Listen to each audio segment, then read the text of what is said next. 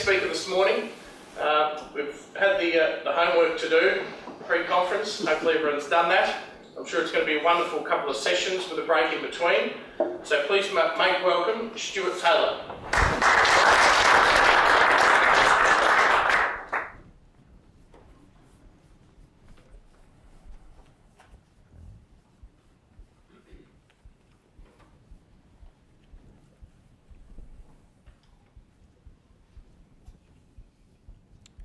Good morning. Well, I'm just feeling the love in the room. Just offer you a good morning. I get nothing back. Good morning, everybody. Good morning. You can see it's going to be hard work. That's okay. We'll keep trucking. What a fantastic day for a game of golf this morning. Anyone like to truck out there? I think we'll have a much better day than yesterday. Clearly, there were only a few of us that actually enjoyed yesterday, and we're actually able to get a few points behind us in our scores. Not that I'm here to skite about that, because that would not be a very resilient thing to do, and certainly wouldn't be humble, which I would like to think maybe I am. Welcome to our conversation around this thing called resilience, or as I like to call it, sustainable high performance. I know you guys want to play hard, so why don't we do that in a sustainable way? That sounds attractive, doesn't it? That's what we're going to be talking about as we do get into the morning. But I thought I'd actually start by talking about one of my favourite songs.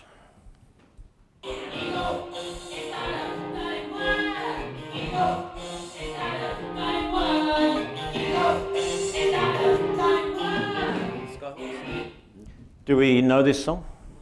I'm just looking around the room. I suspect a few of you might have been at the concert, perhaps. I don't know. Excellent. What was the song called? Skyhooks, what was the song called? Ego is not a dirty word. Well, I'm here to tell you it is a dirty word. And we'll be exploring this as we get into the session, because I would argue that the biggest destroyer of your resilience and your well-being and your happiness is actually this thing called self-image and ego. And you know what? It applies out there on the golf course as well, does it not?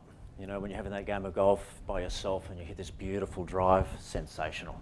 Now you get 50 people around you. Isn't it interesting how things change by the ego that comes with that image? I thought I'd actually start by introducing you to the children in my family. We headed off to the Melbourne show a few years ago, and a couple of $100 later, of course, we had a sensational day.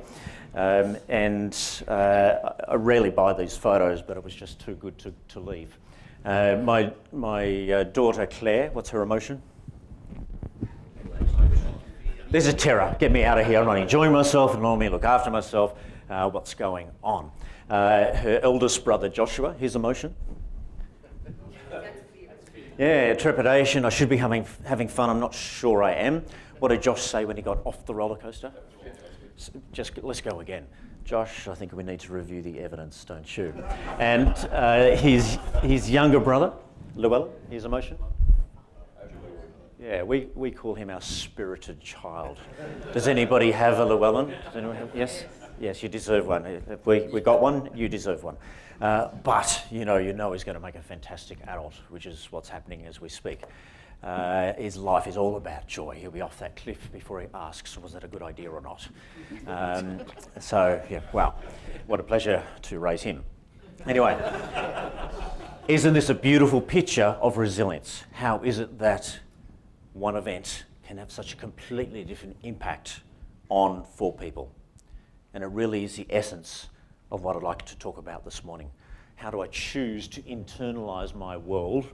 Do I do it in a way that takes me and others forward? Or do I do it in a way that takes me and others down? Fundamental choice around this thing called resilience. All right, perhaps a little bit of my background, seeing Ben couldn't be bothered to do that.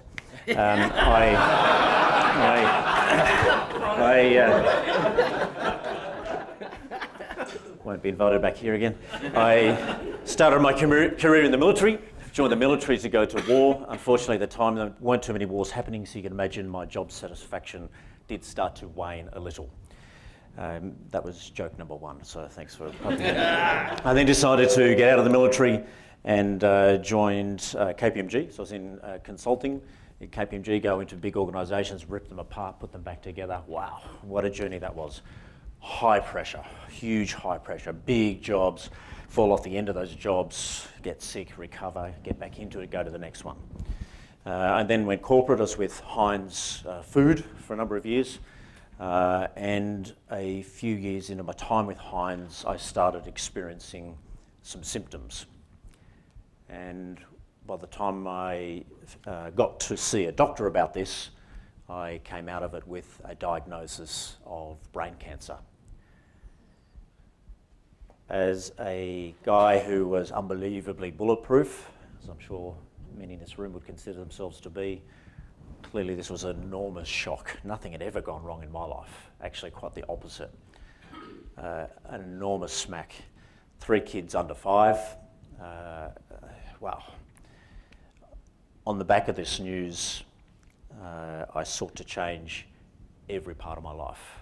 2.5 years to live, you're going to make some pretty big changes, which I did. And as part of that change, not just exercise, not just nutrition, not just sleep, not just mindset, not just spirituality, but also changed my career. I got out of corporate, and wow, what a gift to now be able to work with organisations on perhaps bringing some of these messages to the table.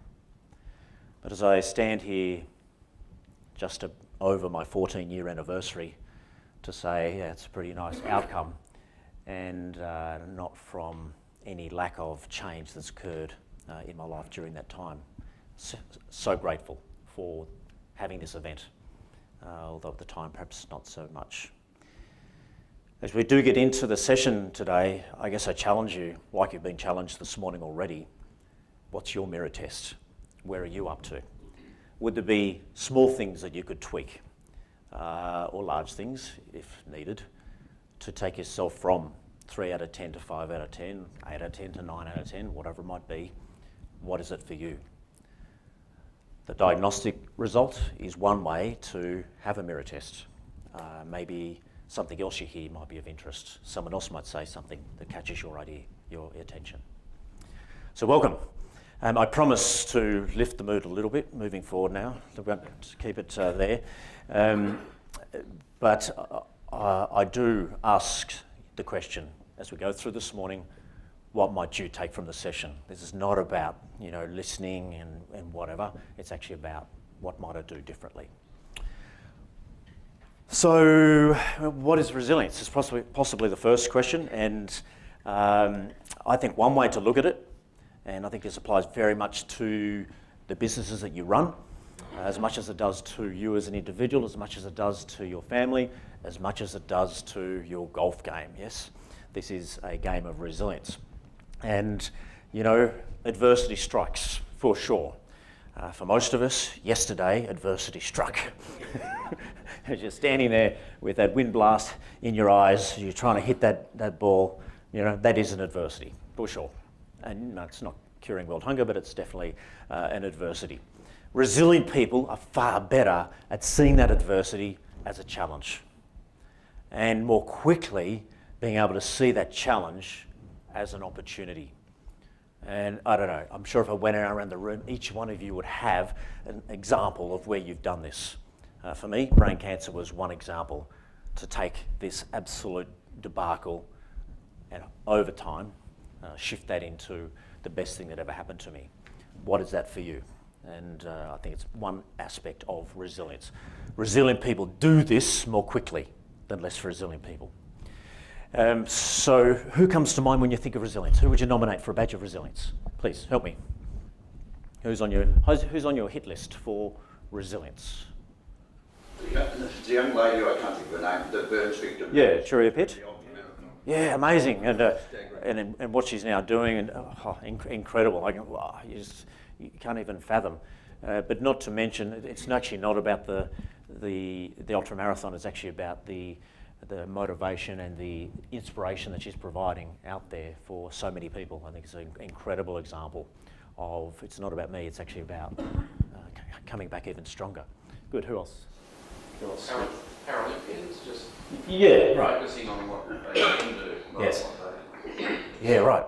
Incredible. So going beyond, they've got limitations, which they well and truly know, but that's interesting. Now what am I going to do with the strengths that I have? And I think we can apply that more broadly ourselves, can we not? Who else? Yep.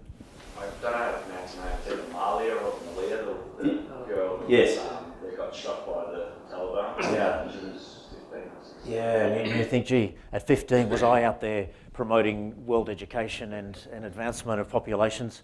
No, I think I was playing golf or something, but, again, incredible leadership and inspiration that goes with that. This is my pin-up guy. And, 27 years in prison, stayed sane, went on to change a country, arguably the world, and then did what some of the road ragers in this room would struggle to relate to. Who are you? Road ragers? No, you're here. Might as well show yourselves. Come on. Don't be shy. There's one. Thank you.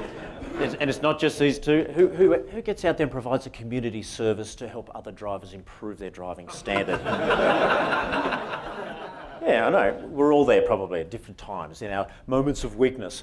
What does this go do? It sets up a reconciliation council to forgive the perpetrators. And I think, wow, that's incredible. Can we live more like that? I think is an important challenge. What is resilience? Look, we've looked into this for over many years, 14 years at least, if not longer. And of course, bounce back is one aspect of that. Bounce back is one element of resilience. It's one element of getting back to a place where you can be healthy. But I've got to say, it ain't the whole deal. I'm not going to get to my deathbed and go, geez, thank God I made it. That was so hard, but at least I bounced back. What a life. Well, hopefully it's a bit more in these first three here. We heard it last night with Craig. If you don't like what you're doing, get out there and do something that you actually thrive in. Life is too short to be fidgeting through life. I certainly feel that myself. Number one is courage. Do you have the courage to step into a new challenge and try a new challenge on for size?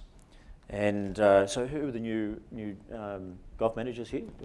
Yeah, this your first golf management role? Australia, Sorry? definitely. Yeah, in Australia. it Oh, is. cool, excellent. How do you feel about that? Are you excited? Oh, yeah. Yeah. Are you scared? Oh, cool, excellent, good. All healthy stuff. But courage says, I'm going to give it a go. And you know what? If it all turns pear-shaped, that's okay too. I'm going to learn a lot from it. And this is a key point around courage. It comes with vulnerability, but it also comes with, I don't hold back in my comfort zone. The comfort zone is comfortable. Why? Why do they call it the comfort zone? No challenge. It is comfortable, but over time it leads to boredom and ultimately depression. Be careful. Creativity, definitely there. When I have this wherewithal together, energy, positive emotion, optimistic thinking, I'm now able to reach out with all sorts of innovation and so on. But connection, and aren't we seeing it here? Connection is about, resilience is about connection. Do I have a collective around me that helps me in good times and in tough times to move forward? Fundamental. Any thoughts on the definition? Is it different to what you would have thought? I don't know. Most people think of bounce back. Any conversation on that, please? Challenge. Disagreement. Something. Please. I always associate with some sort of this. Yeah. You got to face something to then get through. Look, and to a degree, I totally agree. In fact, our biggest times of growth happen in adversity. You actually don't learn that much lying on the beach in Phuket. You got that? Yeah. Do that. Don't stop doing that. But you learn much more when you go into a new encounter and you have to, get your act together. I think that's really important. We are saying here, bounce back, really important. Actually, bounce forward as important. Resilience is a thriving construct. How do I get out there and play harder in life is really what this is about. All right, so let's move forward. You're probably going to wish you had asked a few more questions, offered a few more comments in that last little bit, because where we're going now is not a happy space. So I'm sorry, but we are going there, and please strap yourselves in for this next conversation. It ain't going to be the happiest part of the day. And I suspect you might be able to mirror some of your activity yesterday afternoon with the journey I'm about to take you on. So perhaps you could look out for that. In front of you, you do have a workbook. Now, of course, this is called adult learning. You can choose to write nothing in this. That's a worthy choice. That's a worthy choice. You may say, actually, that was an interesting thought. I want to write that down. So that's where you can go with that. What you'll see in the front cover is a heartfelt letter from me to you. Some of you will maybe shed a tear. You decide. Page 3 is your pre-reading list for today. I'm just going to assume you're a reasonable way through that list. And then into page 5 is what I've just talked about there. Page 6 is where we're going now, into this downward spiral. So when my resilience fails, when I'm living in a state of neglect, when I'm pushing too hard without rejuvenation, I can find myself on this journey. Resilience starts with knowing that you've gone into this place. And sometimes it actually requires others to say, are you okay? You're normally quite bubbly. Is everything okay? To help you recognise that maybe you have gone into this journey. So let me take you through it. Please be listening for your own experiences here or that of your family and so on. It starts at a really basic level called the confusion level. I've got so much on my plate. Priorities are changing left, right and centre. I don't even know what I should be working on first. I'm feeling just a little overwhelmed. Has anybody spent any time at the confusion level of the spiral? Everybody's hand should be in the air right now. Just a question of how high your hand is and how much time you spent here. If you haven't been here this morning already, you're not trying hard enough. I saw you all on your phones. Who was resolving issues of downed trees and all sorts of stuff? Of course, you know, you're in this mode. That's okay. It's okay to go here. It's a question of how long you stay here. Basic rule, delete, delegate, prioritise. Be intolerant to staying and living here. When I arrived at Amberley Air Force Base as a junior officer, just graduated from the Australian Defence Force Academy. And I can tell you now, at the Australian Defence Force Academy, our tyres were pumped up to an edge of their life. The cream of Australia's youth. Talk about ego, wow. And you arrive at Amberley Air Force Base and the inducting senior officer says, you only need to know one thing about leadership. Oh, wow. I've just been to the academy and anyway, a good officer never runs. And I went, is that it? Just wasted 4 years of my life. That's all I needed to know. But you know what? I've never forgotten it. A good officer never runs. And the minute you are frantic and all over the place, you're on the downward spiral. Be careful. Steady, calm. Next level down, I hit this place of cognitive disengagement, where my executive centre's hit overload, and I'm sitting there at my PC just watching the screensaver going around, thinking at some point I might become productive, or driving home at night, I've got no idea how I got there, just like I didn't have an accident on the way. Or worse, this is the real, when you're at home and you're talking to somebody that you love and you can see their mouth moving, but for the life of you, you haven't heard one word that they've said. Now this has consequences, at least the next 3 nights of that relationship, if you know what I mean. Be careful. You're operating in a cognitive la-la land. And the reality is, again, basic level. Take a break every 90 minutes, get off the curve. Don't go for these 10-hour sprints. Every 90 minutes, get some sunshine, get some protein, have a coffee, have a social chat, do something other than thinking is going to get you there. Next level down, we're going from cognitive failure to emotional failure. At this level, more treacherous, because here I've started to turn on myself. I'm starting to beat myself up. Why did I take on this role? What was I thinking? People are starting to notice, you know, the members are, did I do the right thing? What's going on here, the committee? I'm not sure I'm up for this. Pessimistic chit-chat is order of the day. And we know most depression is a thinking disease. We talk our way down this spiral. Starts here. Next level down. Cognitive failure, emotional failure, and now physical failure. And my immune system is crashing. Small and large illnesses are creeping in. I've stopped exercising. I wake up tired. I fall asleep on the couch at night. I go on holidays and I get sick. Big red flag.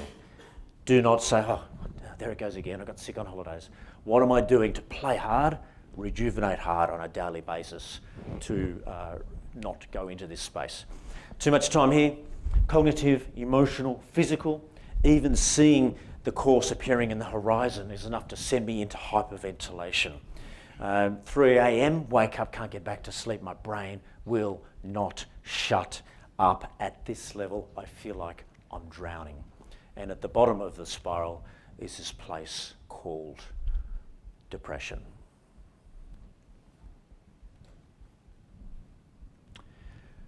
Aren't you glad you came this morning? What comments or questions would you like to throw in before we get into some smaller? I suppose the only question I would ask is, I mean, you've gone in order. Yes. Sometimes you jump and miss. Indeed. So it's not just It's not a perfect No. It's trying to articulate something more than happy and sad. And to get that granularity says, oh, I can perhaps pick this stuff up and intervene earlier than I go on holidays and I get sick. And I know I've been neglecting all this for so long. Big setbacks, I can drop really quickly. I totally agree. Often though, that dropping actually was creeping up over time. And it was just the straw that broke the camel's back. Does that make sense? So there's a self-awareness piece as well. Thank you. Other comments? Is there a difference in that between that spiral to depression and bipolar with the highs and lows? Yeah. So in a way, this is a simplified model. So even in just depressions, pure depression, there's two major sorts. There's biochemical depression and cognitive depression. I'm largely talking about cognitive depression, talking oneself down this spiral. Having said that, the experience of being here is very similar. Some of the bounce back strategies are also very similar in terms of medicinal support, also supported by good exercise, lifestyle change and cognitive behavioural therapy. So in a way, some of the treatments are similar. And then to go into bipolar is a whole new world of conversation, which we're probably not going to have time to get to. However, can I say, if you look at the broader model here, spirit in action down to depression, it is looking at the poles in itself, just not in a clinical sense. Yeah. Can I invite you to turn to the person next to you? If you don't like them, turn the other way. And have a conversation. Have a conversation about two things. Number one, what have been some of your experiences? Only share if you want to. This is your choice. What have been some of your experiences of this journey? Number two, what do you do? What are some of your strategies for coming north? What do you do to bring yourself out of this place? Over to you, conversation. So where did your conversations take you? Who'd like to offer some comments? And by the way, can I say you've just added another data point to my research that says when you're talking about this topic, it just generates such a big conversation, does it not? You know, I think it's quite interesting how we are keen to understand this stuff better. And I think it really is fundamental to our well-being to understand this. So comments or questions that came out of your breakouts, please. Major trigger point would be how confronting mortality is at times. Okay. How that can influence it. Yeah, look, I think it's interesting that we've done research across using the diagnostic instrument.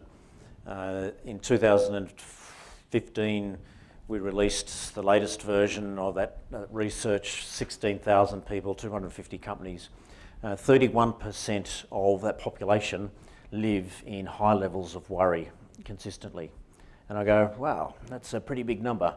And what a cocktail for challenge and a lack of resilience and well-being. And when you talk about morbidity and mortality, it's a big part of that, particularly when you get into 40s, 50s, when you're in that high-risk period, for sure. Thank you. Others? Yes. Yeah, go for it. Just so I guess linking something that Craig said last night, I don't think there'd be a person in this room that doesn't love their job. Yeah. Doesn't love the industry that we work in. I think often with that spiral that you're talking about there, I wonder how much of it's generally caused by external factors like boards that are beyond our control, that not only influence our resilience and that downward spiral, but they also influence our love of our jobs. Yeah, and for sure. You know, I think the external factor side of it and the stuff that we have to put up with in our jobs that influences our not only our resilience but our love of what we do. I think it's a really good point, and you know, to come back to the 11-stage model that's in your diagnostic instrument, spirit in action, loving the job. You know, I get up each day, I can't wait to get there. Oh, how lucky am I? What a life.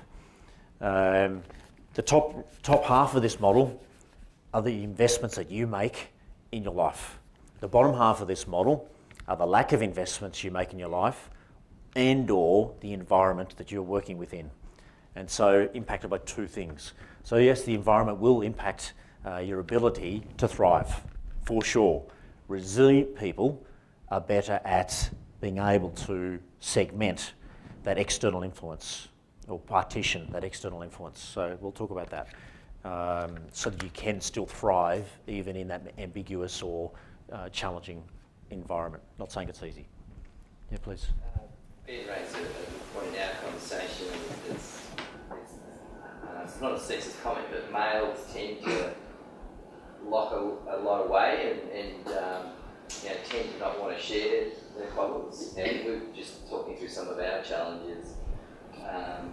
Having someone, it doesn't necessarily be a family, just having someone that you can share those challenges, whether it's a board or whether it's a colleague or an issue, just being able to talk it through. So having someone that is a listener in your life is just critical to help you. Hugely important. And it came up earlier, connection, resilience for sure. Connection, antidote to withdrawal. I mean, withdrawal is that sense of my whole world has become so big now I can't even handle it. And yet that simple conversation might be that perspective that I need. In fact, this journey is an increasing loss of perspective. I mean, even at this level, I'm not sure what I should be working on. Down here, I don't know why I should get out of bed.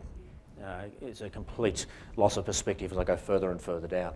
Often it's that simple chat with that person who can see what's going on that helps you to move through that. Especially if they understand you too, if you've got that connection, a strong connection. Yes. Because you don't want that sort of shallow relationship where they're just with you, but someone that understands you. Indeed. There's a lot you can take out. Thank you. Others, please. Stuart, you were talking before about when you're in distress, you can sometimes wake up at 3 a.m. in the morning and think about things that are going on, and that gets to you. John and I were just talking about the fact that what we do to deal with that perhaps is to, and because of our jobs, and I do nothing most days at work. Just swans around. You've got quite a few different angles to think about the course, clubhouse, membership, boards, like Stuart was talking about. And you just can't deal with all those things, particularly at 3 a.m. in the morning. And if you do come up with something, John actually sends himself an email, and I write it down, so if it comes to my mind in the night, I know I'm not going to fix it at night, but I know if I write it down that tomorrow I've got a good chance of fixing it at night. I put it away. So having those sort of strategies can be useful. Be careful. You can take that to an extreme. A mate of mine, investment banker in Brisbane, he used to have a dictaphone next to his head, and whenever that thought came into his brain, he blah, blah, blah. And look at it. Listen to it in the morning, and it was just all rubbish. So most of what you're talking is not good. So you be careful it doesn't become the addiction that says I give my brain permission to keep thinking. I mean, the challenge here is to say, you know what, I can close the book. I've actually done a good day's work. Tomorrow's another day where I'll keep moving. Now I need to go into recovery mode, be with the family, sleep, immune system, all that sort of thing. So it's an interesting balance. Get that technique that works for you, for sure. You can see in your notes you've got a whole bunch of ideas there around bounce back practices. Most of them are statements of the bleeding obvious. The question is, do you deploy them when you need to be doing that. You know, again, I mentioned delete, delegate, prioritise. Fundamentally, you've probably done more training on time management than you can poke a stick at. You know, but do we do it well? Or do we end up with 1,000 things on our plate and wondering why we're running around like a mad person? You know, even down the disengaged level, what am I doing to take that break? Withdrawal, reaching out to others. Vulnerable, am I investing in self from a physical and wellness perspective like we did this morning? At the bottom 2 levels, if you find yourself at this level, it ultimately is about seeking professional help, medicinal support, and our best antidepressant of all time, which is already mentioned and experienced, which is exercise. Exercise, quickly followed by exercise. All right, any last questions on this, or shall we move to a more happy place? There's always one. Nobody jumped in. That's excellent. Excellent. All right, so let's move forward. In fact, let me at least introduce you to the top half of the model. It was nice, we heard this morning from Catherine talking about assets and liabilities, because we're also talking about that. The spiral that you've just gone through, think about those as your liabilities. Where we're going to spend the rest of our time in the session is actually on the top half, which is subliminally coloured to make it look even more attractive. And mastery of stress, this abiding level of calm. A good officer never runs. Energised body, a lot of the physical stuff you've already been introduced to, and I thought maybe, given we've talked about exercise, we've talked about nutrition, we've spent a little bit of time this morning talking about sleep and sleep optimisation, if that's a topic of interest to anyone in the room.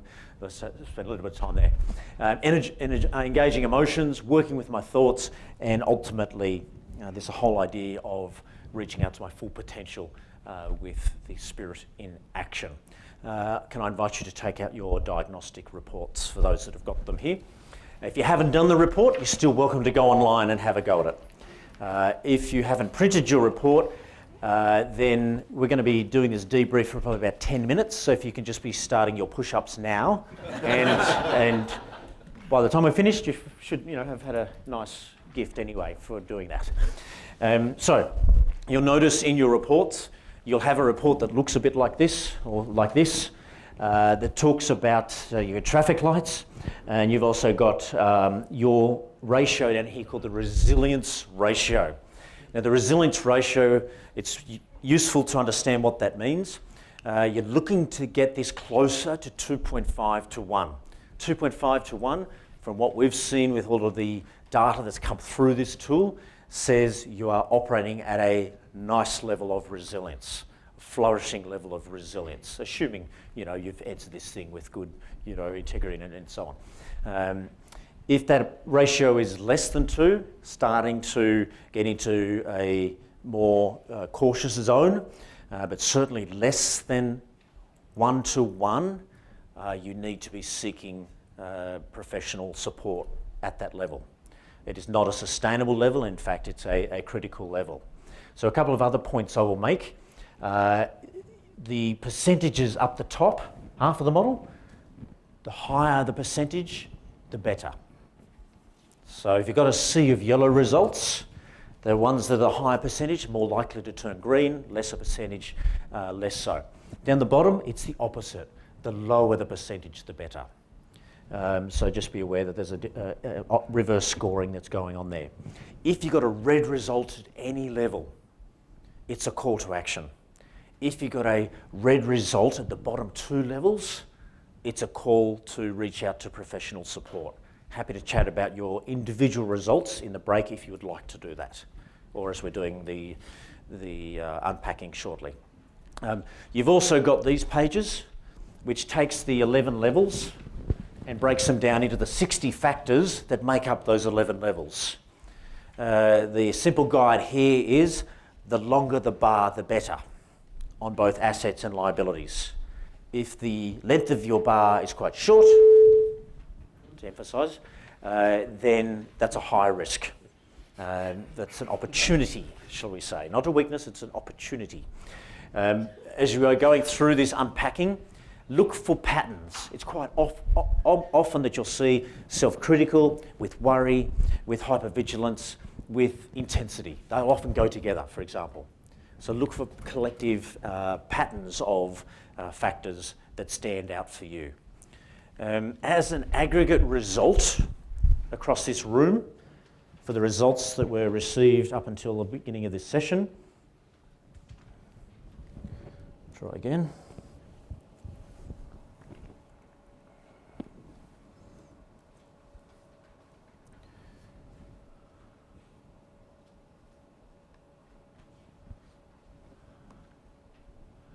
So, in fact, let's go right to the bottom first.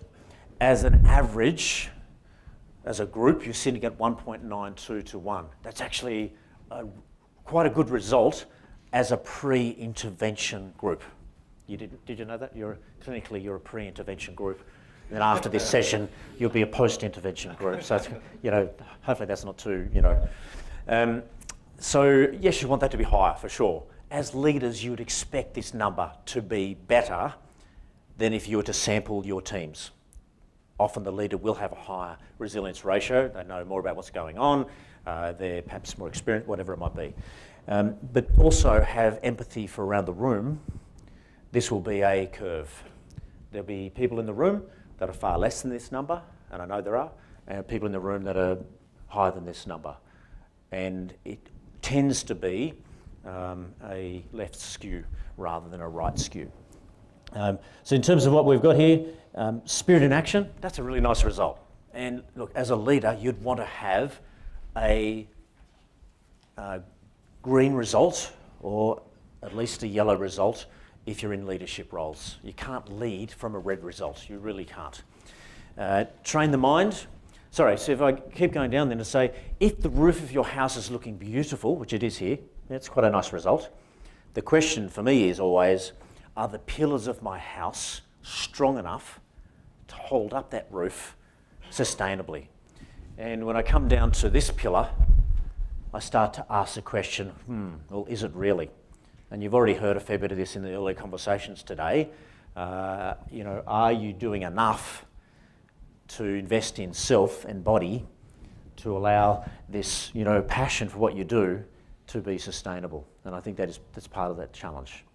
So sustainable high performance is what we're talking about. Just a quick question. Yes. Is there any strong correlation to tenure in this role to know if we're in the right industry? Haven't done that study. Don't know the answer to that. Do you have a hypothesis? Yeah. Now that you've raised the question?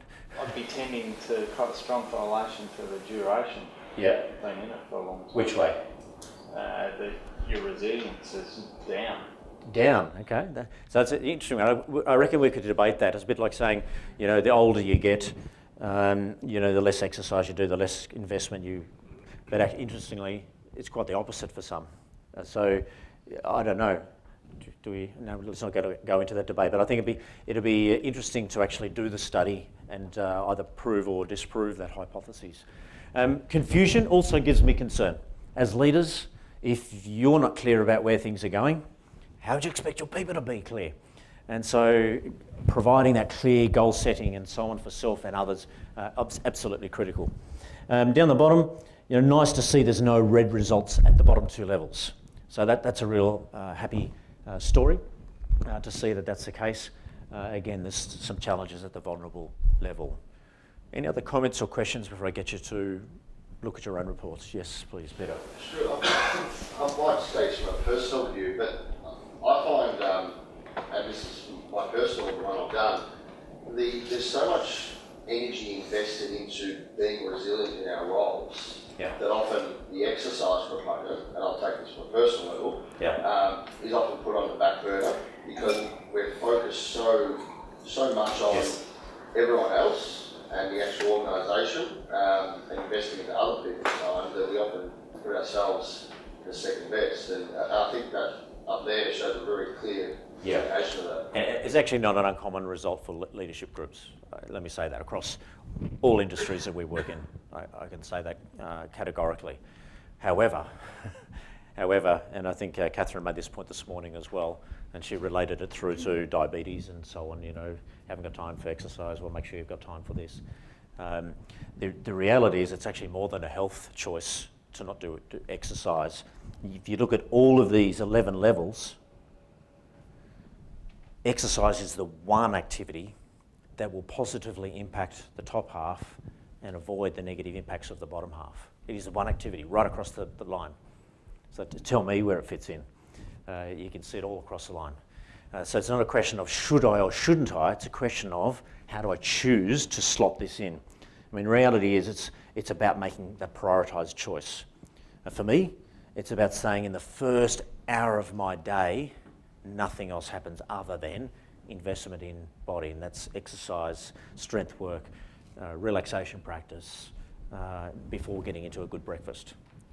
So make the choice, delete that hour from your 24 hours, and that's all you've got left for the rest of your day. It's got to be that determined, I think. I think we've made that advertisement already. So, you choose. But it is fundamental. All right, please get into your own detective work. Have a look at your reports and play that from a distance. What am I seeing here? Does it feel right? Where are my opportunities? Where would I focus? What might I do differently?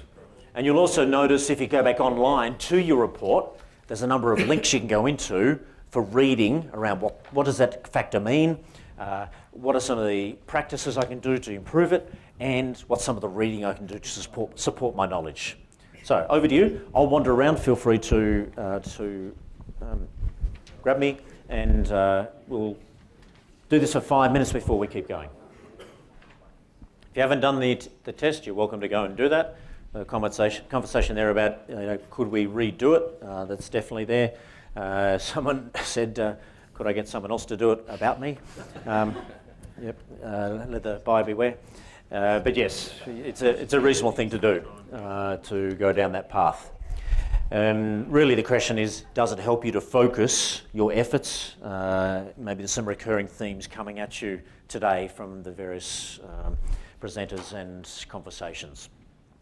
All right, let us move forward.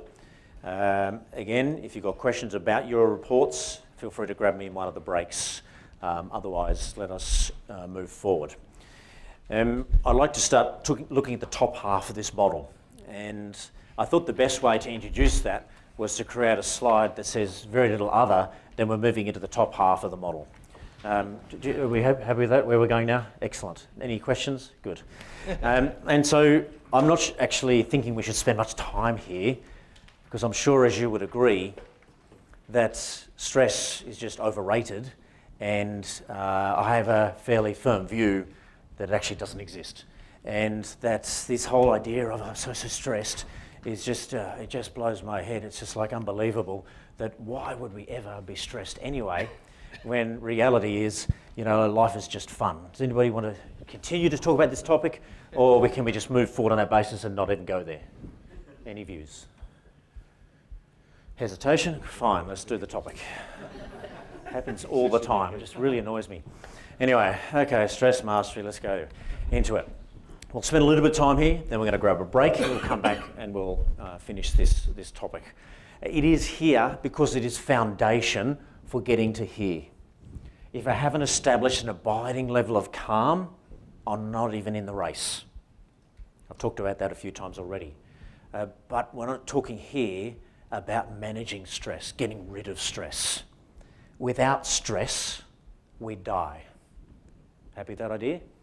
This morning, I don't know whether you're aware, this morning there's a little cortisol injection that came into your system that says, it's a new day. So you had a stress response that took you out of that low level of consciousness into the waking consciousness. So, thank you, stress, for waking me up this morning. Some of you had more of a stressful wake up than others. So we actually need stress. But more than that, we need to be mastering stress for good rather than for evil. And if we start to look at this word, this misunderstood word called stress, and we open up our thesaurus to have a look at all the different words we use around this fuzzy thing, what are some of the other emotions that we use at the same time or in its place? What would you suggest? Give me the list. Anxiety. Thank you. Anxiety. What else? Keep them coming. There's hundreds of them. Panic. Thank you. Panic's a ripper. Don't we like panic? Panic is fantastic. In fact, this is the fear family. It's part of the whole family is called the fear family. There was another one I missed somewhere. Pressure. I'm going to put over here. Thanks for trying, but wrong answer.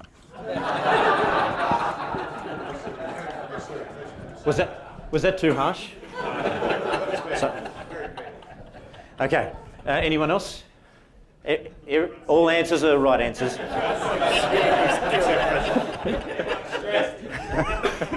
Someone else.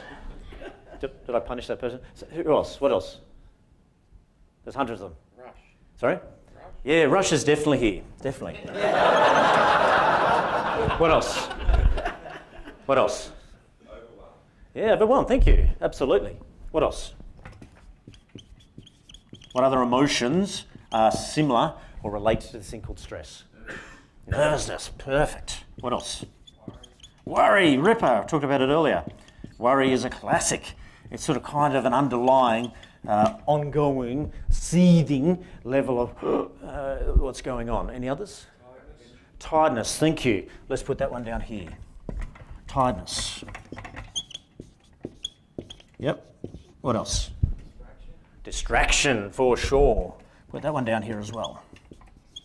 What else? Tension down here as well. What else? Any more? Don't be shy. Crying. Don't be fearful. Sorry? Crying. Thank you. Crying down here. Excellent. And we start to look at these physiological symptoms down the bottom here. Not the emotions, they're physiological symptoms that fit into this thing called stress, emotions. But haven't we missed a whole chunk of emotions that actually fit into the stress family, like excitement, anticipation, arousal? They're all part of the stress family. Just so happens that these ones are the positive stress side of the family, the ones that you want to be leading from, that excites your teams, but it also energizes yourself. And so when we talk about stress mastery, it's as much about identifying the destructive, negative stress, being able to shift it into positive stress and ultimately into a state of calm and flow. That is stress mastery. But when I look at these emotions, what do they all have in common? Two things. Help me. They're in the head. Sorry? Thank you. So, one, they're in the head. We'll come back to that in a second. And two, they have physiological symptoms, both acute, but also ultimately chronic symptoms, including links to illness and depression and so on. They're in my head. Okay, so what about that? What do you mean they're in my head? Where does all stress and all of these emotions come from? Doing what? Thinking about what? Fear. When? Under pressure. As a result of pressure in the future. All of these emotions are coming from this imaginary thought in my brain as I'm describing what's going to come my way in the future. Now, we kid ourselves and think it's actually happening right now, but the reality is it's not now, it's what might happen in the future. Let me give you an example. Why don't we, and I did mention that people at the back are probably going to be the volunteers in the session, so let's deliver on that promise. And so perhaps if I could invite maybe one of the three of you to come forward for 5 minutes to address the group on what's holding you back from your full potential. Only 5 minutes, and I'm looking at the three of you. Peter hasn't made eye contact once, and he's volunteering his mate. I mean, how sad is that? I think he's going to be the guy. I actually purposely stared you down so you wouldn't. Yeah, well, that doesn't. Excellent. And I'm looking over here at Russell. He's making the eye contact. You didn't actually see him. It's like this. Choose me and I will kill you, is what I was reading from him. I think you're right. and yet I get over here to Anthony and sort of going, oh, I hope he chooses me. And can I sing a song while I'm up there? That'd be excellent. Now, you don't have to come forward, but isn't it interesting what's going on in our bodies right now? Certainly, Russell, I could see your facial expression was, sorry? You still have to do it. Yeah. So Russell, his left prefrontal cortex had shut down. He'd become an emotional reptile. He couldn't even remember his own name, let alone what he would say if he got up there as he went into this stress response physiological symptoms, as his brain started to forecast disaster when he got up here, correct? And the imaginary nature of this is even more emphasised when I ask this next question. Please respond honestly. Who else in the room experienced just a tinkle of a little stress response as these guys were under attack? Why would that be, Michael? You weren't even in the danger zone. Why are we having a stress response? To change of course, you could have... Oh, I see, in the collateral damage, yeah. Interesting. So it is amazing, isn't it, how our brain actually drives this thing.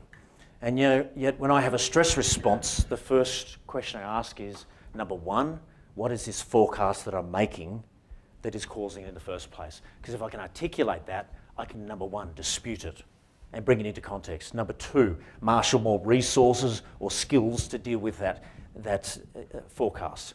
Number three, bring myself back to the present and just get on with the job, rather than living with myself in the future based on my past experiences. Does this make sense?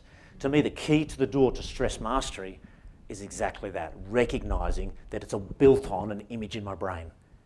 It actually isn't real. Can I dispute and be really draconian in my discipline around that? All right, on that note, let's grab some morning tea. I'm making it 6 minutes past 11. We're going to keep going at 15 minutes after 11. You're welcome to come back at 16 minutes after 11 if you like doing push-ups. That's your choice. Enjoy. All right.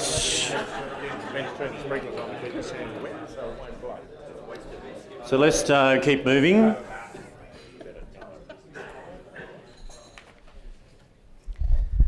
Who over here mentioned pressure as a contributor?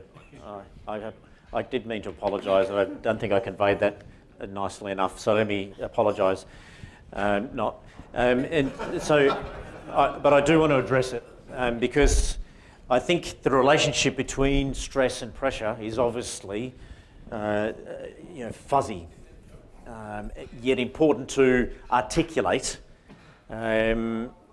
Everybody in this room, including me, has pressure. But where does it come from? Do you want to answer that question? External for sure. Budget deadlines, stakeholder requests. We get family, we go on and on and on. But my experience says, and certainly for me, the biggest source of pressure is yourself. Anybody that is driven to make a difference takes that bar and puts it up here and go, I'm going to really nail this thing. And so to even recognise that that is the case, I think is also helpful. To say that this is, to a degree, separate to this. Recognise they are separate things. So one option is to reduce this, or my relationship to it. Some of us feel like we want to be loved by everybody. Does anybody have that need for mates? Is anybody short on mates? Yeah, a few of us. I grew up that way. And so someone had asked you to do something, oh yes, I'll do that. And before I know it, I'm doing 1,000 things. It's okay to say no, or no but. And by doing that, I'm starting to shift this formula already. Working on the important things rather than, being a hero to the nation. So lots of thoughts there. I'd like to thank Easton for offering this next exercise. Did you get the email on wearing your togs, your swimmers? So what we're going to do next, and it's good to do it after the break, I think it's quite handy, is to go to the swimming pool. And what I'm going to do is strap your arms behind your back, toggle your ankles together, and throw you in this pool. And it's a 3 metre deep pool, which is quite unusual, but fantastic. And for the next 5 minutes, you need to bob up and down, to the bottom, to the top, to the bottom, to the top. It's actually quite easy. You just need to, stay calm. And when you do this, you'll get a fantastic certificate from attending this conference. It is a pass-fail test. And so this chap here, doing beautifully, gets to the bottom, pushes up with his toes, gets to the top, exhale, inhale, exhale, goes all the way back down, and just gracefully, goes through this. And not everybody goes so well at this. This person over here is hoping that the guide is going to see him. Likely he's off to hospital, may be booted off the program. This is a Navy SEALs program, by the way. They expect to have attrition from this program. He might be one of them. Now, why is it that this guy could go for 5 hours and this guy is about to die? What's the difference? Mindset. Sorry? His mindset. Definitely mindset, for sure. So level of optimism that I can do this thing. That's from the get-go. And don't miss the point around health, resilience, emotions, cognitions, and then spirit. That mindset is fundamental. And, on a ridiculously high amateur handicap that I am, I will still stand on that tee about to head off over the creek, and I put a little smirk on my face to generate some positive emotion. And I'm doing a study at the moment. I'm sure more of those drives are going over the creek than in the creek by generating that positive mindset and emotion. Anyway, this guy had that, for sure. This guy was already in a state of nervousness, potentially some of the ones on the left-hand side. What did he do when he got into that water, the guy who's on the bottom of the pool? He panicked. He took on the panic. And when you panic, you take in all the air here, and of course, you start to choke. Not a good outcome. So, can this be your day more than this? Sitting in that meeting, on that phone call, looking at your numbers, where is your breathing? Where is your physiology? Your physiology can drive that calm and ultimately spirit in action. So let's have a go at this. Not so much this, but this idea of physiology and mastery of that. I imagine a number of you have had some breath training, or at some point in your life learnt to breathe. Would that be reasonable? Please put one hand on your stomach and one hand on your chest. Suck it in. And observe which hand moves when you inhale. Is it your upper hand or your lower hand? When you inhale, which hand is moving the most? Upper for some, lower for others. You breathing? Yeah. Don't stop. And yet some don't. It sounds funny, but some of us do this, right? Doing my emails. This whole email apnea. I feel like I'm reaching enlightenment. All I'm doing is blowing off carbon dioxide and hitting asphyxiation. This is not where you want to be. And if you are breathing, using these secondary breathing muscles, chest, neck and shoulders all day, you will feel like you've got sore neck and shoulders as you're operating in this stress response breath that you can habituate. Resilient people seek to operate with the diaphragmatic breath, intercostals, abdominals, and the diaphragm as your default breathing pattern. When you're going into a meeting or in a phone call, where is your breathing up to? If it's not diaphragmatic, you're already behind the 8 ball. Reset your breathing. It is permission to do what you do. So let's give it a go. Disengage your upper torso, draw that thread of air down, diaphragm moves down, stomach moves out. Really nice look for the ladies, get that whole ballooning action happening. Fantastic way to go. So relax into that breath, and you notice that longer, slower, more rejuvenating breath. All right, let's make this a little bit more practical. Can I invite you to find some space on the ground? Some of you were there last night, I understand, but let's go there again now.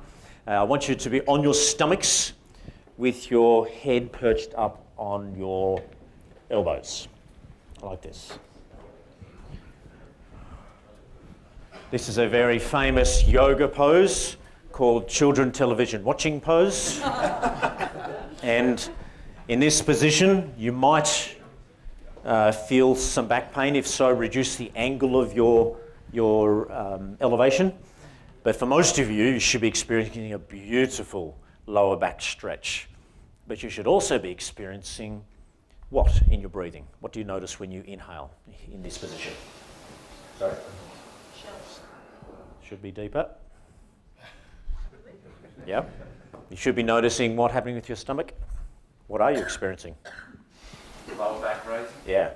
Stomach expanding, butt lifting off the ground. This is a diaphragmatic breathing. So relax into the position. For most people, it's a way to relearn to breathe if you've lost that. I don't know why you wouldn't run all your team meetings in this position. So rolling over onto your back, just negotiate that with the person next to you just to avoid any issues.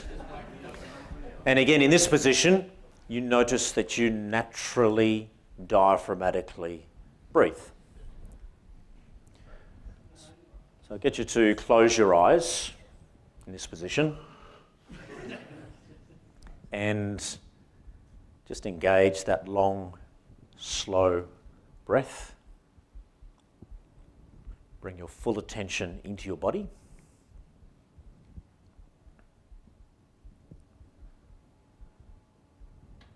With every inhale, with every exhale, just feel yourself slowing down.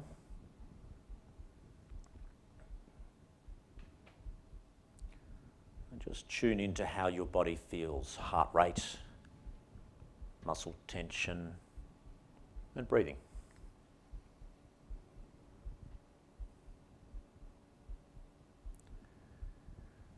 I'd now like you to bring into your mind an event or an image of something going on at work, something going on at home that's causing grief, something that went on yesterday perhaps. Bring it into your mind, contemplate it,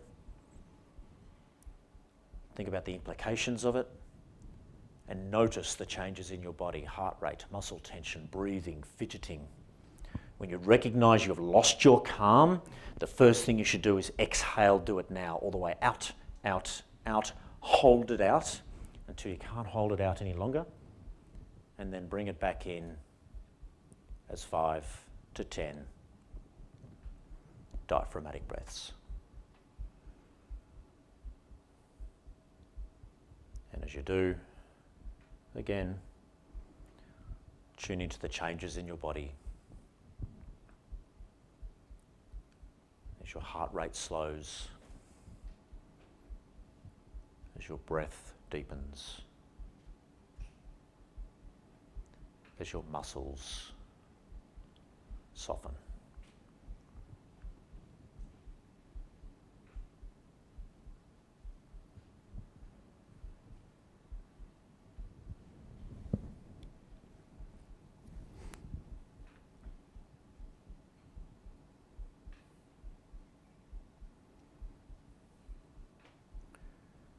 At this point, you have two options. You may stay lying on the ground or come back to your chairs. You choose.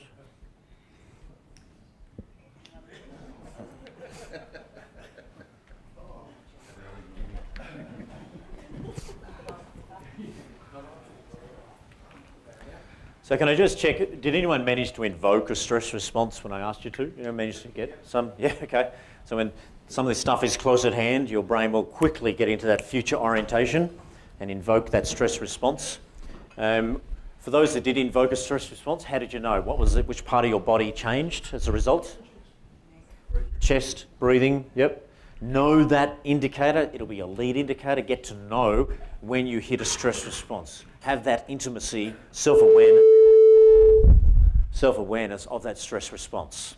When you've lost your calm, you're sitting in that meeting, you're on the phone, when you've lost your calm, what is the first thing that you should do? Drop on the floor. Lie down, exactly right. Just take a minute, I just had a little lie down, be back in a second, just hold that thought. Of course you don't need to do that. It's about the exhale, it's not about breathe. It's not take 10 deep breaths, because when you take 10 deep breaths, what are you going to do? Accelerate the heart rate. Worst thing you can do. Your whole priority is to get your heart rate down by exhalation. Anyone see the Todd Sampson show last week? Yeah, so some great stuff there, I thought. But one of the things he did say was, you need to breathe. What he needed to say was, you need to breathe out, is really the priority. Because when you do this, you decelerate your heart, not to mention where does your brain go to when you get to the bottom of that exhalation. Where does the brain go? Yeah, about the breath. It's all about the breath at that point. And you know the breath will be in the present, even if you previously were not. You're worried about dying at this point rather than the source of the stress. And if you're into the brain science stuff, you might want to read up on the 10th cranial nerve coming out of the brain called the vagus nerve. I know so many of you are going, oh yeah, I'm really interested in this. So many more of you are going, oh my God, here we go. But anyway, the 10th cranial nerve is called the vagus nerve. It comes down past the carotid nerve, through the heart into the diaphragm. And this is your handbrake for your stress response. Get good at activating the vagus nerve. This has only been known, I think, for about 3 years now, that we have this ability to activate and in fact tone this vagus nerve. So what you did just then on the ground, and talk about this when you get home tonight, people will be so impressed, you just did some vagal toning.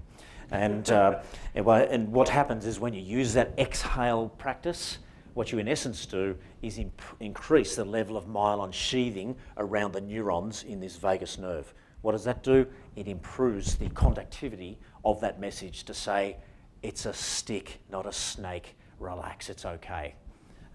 Get better at this activation of the vagus nerve. This is called real-time relaxation. Couldn't tell you how many times I've used it to re-establish calm or to get back to sleep or whatever might be that source of illusion that's jumped into your brain. All right, let us move forward. In your notes there, you'll see on page 8 is some space there to grab some of the thoughts, insights around stress mastery. Stress is a feeling that occurs when I doubt my resources to cope. Challenge, pressure, skill, resource, perception. Here, when they're not equal, negative stress, positive stress, flow, calm, moving forward. Breath and relaxation. Please consider building this into your day. What are you doing each day to do some form of breath work, be it meditation, relaxation, and so on? No shortage of apps out there. Smiling Minds is sensational, not just for you, but for your kids. And there's so many other apps there if you'd like to explore that. All right, let us move forward. Any last questions on stress mastery or thoughts? Or happy to move on? All right, let's do that. Energised body. I won't spend too much time here. That's been covered quite a bit this morning with the earlier sessions, which is fantastic. I thought as I mentioned, I might spend a little bit of time on sleep and sleep optimization. And I imagine a number of you will have some sleep challenges. So let's spend a little bit of time here. But as, again, was said, and I heard Catherine say it, is a lot of this is about behaviour and about mindsets. And, in our older days, our ancestors' life and work were exercise. For most of us, now it's not. And so we, in a way, have to create opportunities to do this. And yet most of us will take this on and go, yeah, I'm going to the gym, and then do this ridiculous choice to say, well, these new fandangled stairs are great, they actually move. Then I don't have to. Well, isn't that great? So it is about that. And so, I'm sorry, I just haven't got time to exercise. And, I think you say, well, it's tough for your career. Well, think about a bus driver. All day, they're sitting on their backsides with no time for exercise. Ooh, or not so. This guy, a bus driver in Auckland, he gets to his terminal stop, and he's there for 5 minutes. He gets off that bus, gets his skipping rope out, and does some high-intensity training. People laugh at him. He doesn't care, gets back on and starts his next route. That's not a bad choice of priority to get some exercise done, and we know the research on high-intensity training is sensational. So, again, it's as much about mindset and choice as it is about, do I have time or don't I? Let's talk about sleep. What are some of your sleep issues? Can I hear some of your sleep issues? Just turning your brain off. Getting the brain to turn off, yeah, which is why sleep studies in universities are not done largely in the medical departments. They're actually done in the psychology departments of universities, because there's this thing up here which just wants to keep chatting. We call this the drunken monkey. This brain just won't shut up. And interestingly, this chatty brain is fueled by a particular hormone called, what are the two stress hormones that we know of? Most of you will know of. Adrenaline's probably one, and the other one, the more challenging one, more damaging one, is called cortisol. Thank you. And cortisol is fantastic when that tiger's racing at me. I'm going to get up that tree, I'm going to rip its heart out, or I'm going to get away. Thank you, cortisol, for giving me the strength to do that. Thank you, adrenaline, for speeding me up. But for most of us, cortisol is a damaging stress hormone. It kills memory, it shifts my immune system. It also has an inverse interplay with serotonin, so we know the link between anxiety and depression is there. But it also arms my brain to be in this hypervigilant mode. And not to mention, by the way, who did get a shocking night's sleep last night? I know some of you did. Yes, a few of you, good. So be aware of these guys. They are carrying spears around with them. And now Christian largely smiles most of his day, but underneath there is this, this fuming rage of anybody cross me and I'll shove a spear in their heart, particularly when he's had a bad night's sleep. Yeah, and you just know there's no time in your roles for having a bad hair day. Would you agree? Now, some of you will always have that, given where you're up to, but we're not looking in any direction in particular. However, it really just is not possible. So let's talk about sleep. So yes, the agitated brain. So meditation will help. Exercise will help get the cortisol down. Good sleep will help, which is also there. And not hanging on so tight will also help. What else? Other sleep issues. Other sleep issues. Length of time? Oh yeah, the environment has got to be, sleep hygiene, pillow, all that stuff has got to be right for sure. And in a way they're pretty basic. The more challenging version of that is when you end up having back issues and it makes it very difficult. Technology is our modern sleep challenge for sure, particularly for teenagers, let alone for the adults that are now addicted to it as well. Other sleep challenges. Yeah, probably the brightness of screens, especially. Yeah.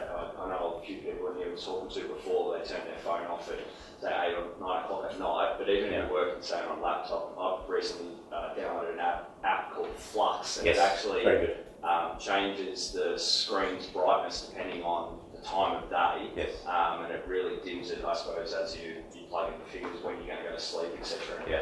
I've noticed if I am doing a little bit of work on the laptop late at night, if I've got that Flux app on, I nod off a lot quicker than will definitely help. But I guess in a broader sense, what I'd be challenging each of you to think about is, the evening is actually about ramping down.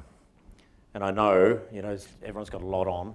Can we, yes, make those better choices there, but also to say, at what point do I say, close the book and, be with family or do something that is relaxing, because that's actually going to be the best entry point to sleep, rather than work. Oh, I've got to go to sleep now, and I'm just wired for sound.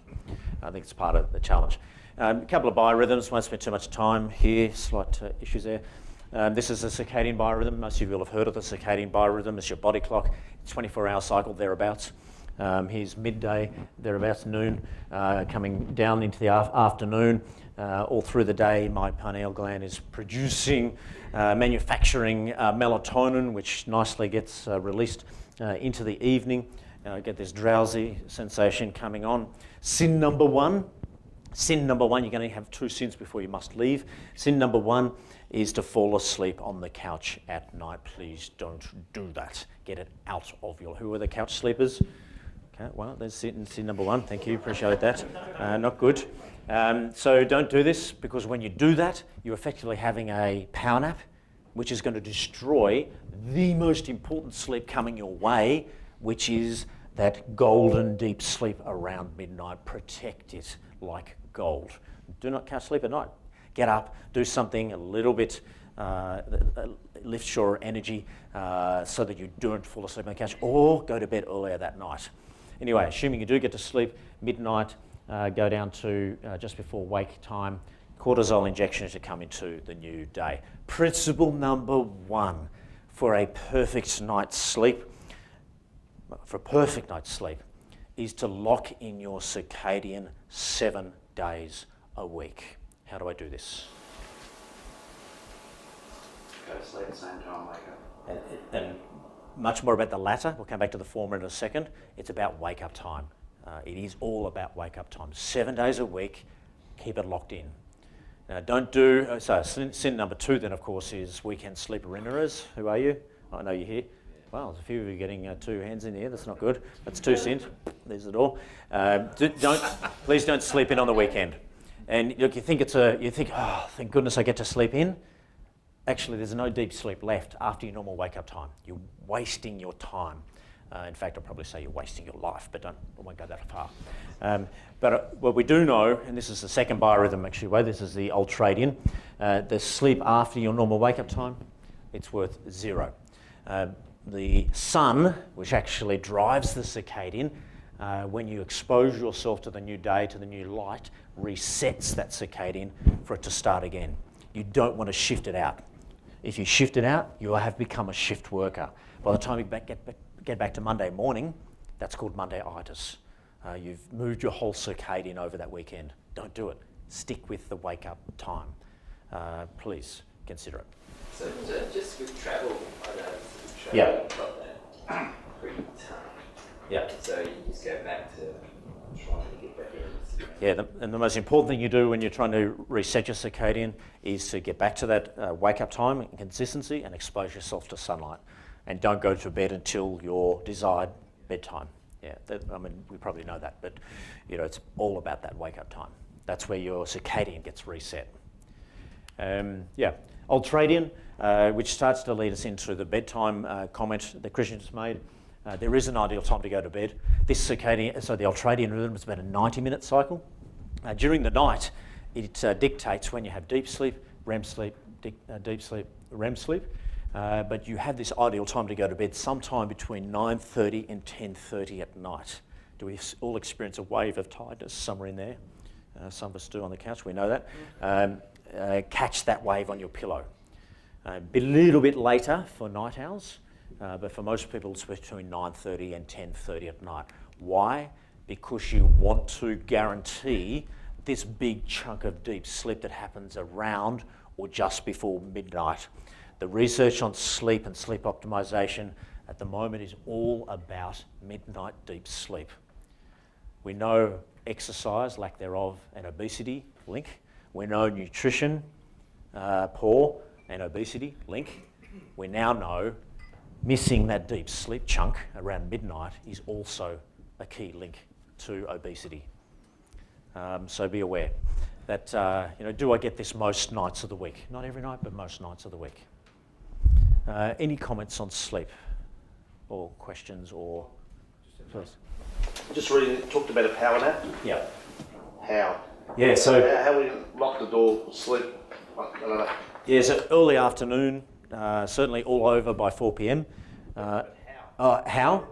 Yeah, so don't if you don't want to, but it is something you can practice, and even putting your head on your desk can do that if you want to do that, if it's culturally acceptable to have your team wander in and go, oh, geez, the boss went to one of those weirdo conferences and he's come back and doing. A lot of people do it. For me, it's more of a weekend thing, so nothing better than sport on the TV, crossword in your hand, and you're out for the count. Yeah, life doesn't get much better than that, I think. But you've done that on the basis of not sleeping in. So so get up, engage your morning, do some exercise, whatever, and then you can have that wonderful, energising power nap. Yeah, no worries. Yeah, easy. Yeah, easy. Excellent. Yes, Stuart, please. I have always typically avoided power naps. Yes. Just when I have one, a 30-minute sleep or something like that, Yes. I feel like I'm going to hit with a sledgehammer. Yeah, it's because you're mismanaging them. Don't do it. No. Peel back.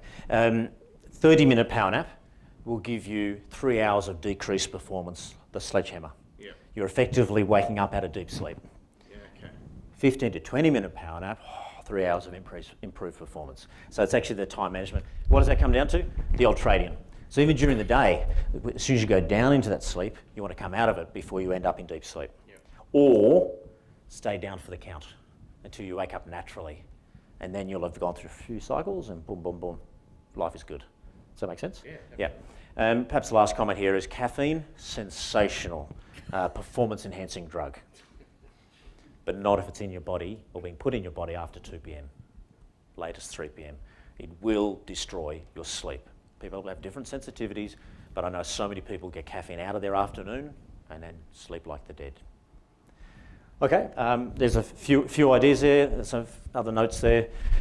Please grab some ideas for yourself. Is this an opportunity for you? What might you do differently to take your sleep to a better level? If you have got snoring issues, please lean into that challenge.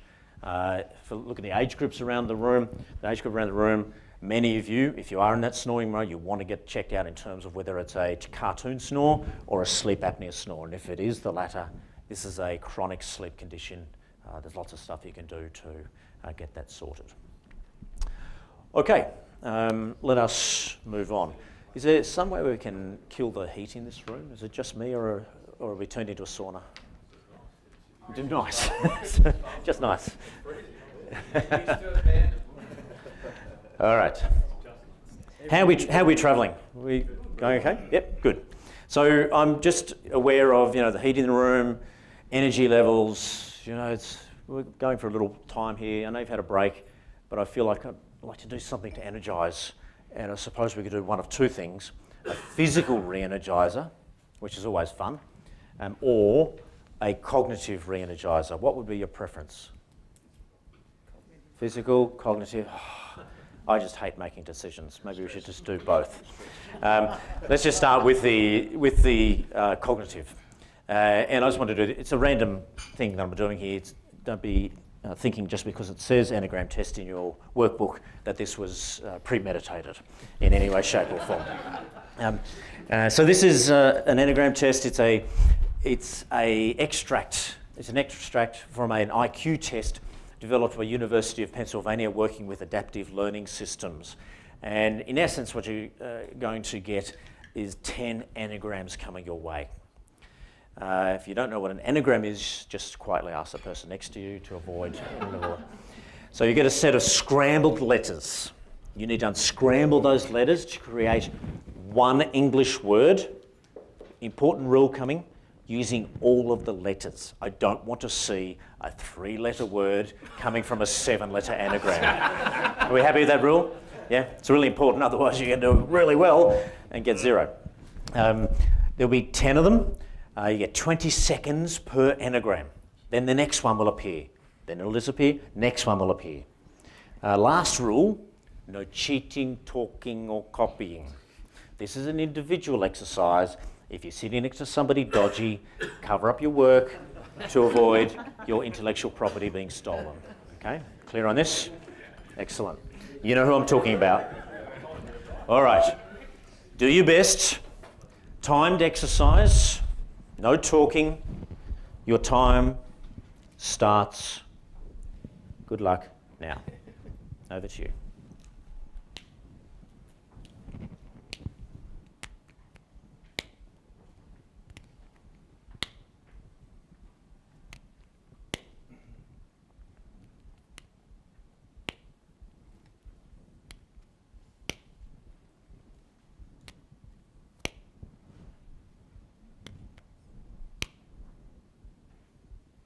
Great start.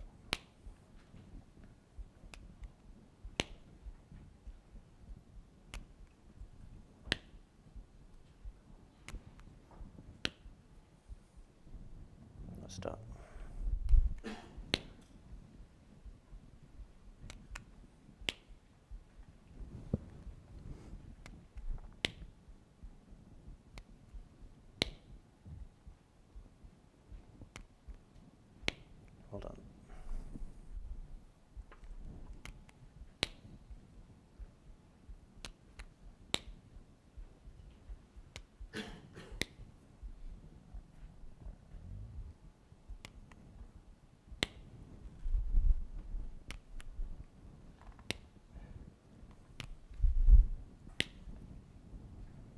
Oh, well done.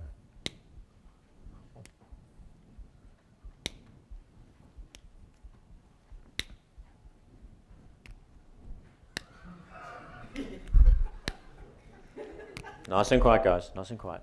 Let others have a go.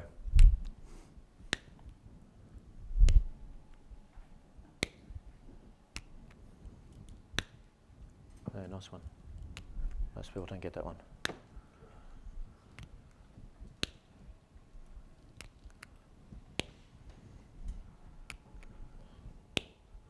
Good start. Yeah, well done.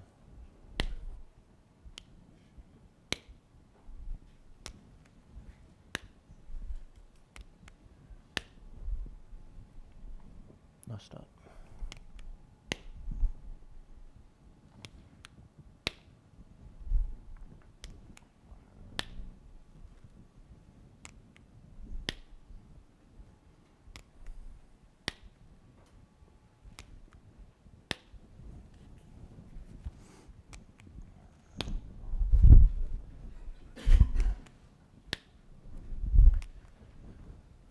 All right, pens down.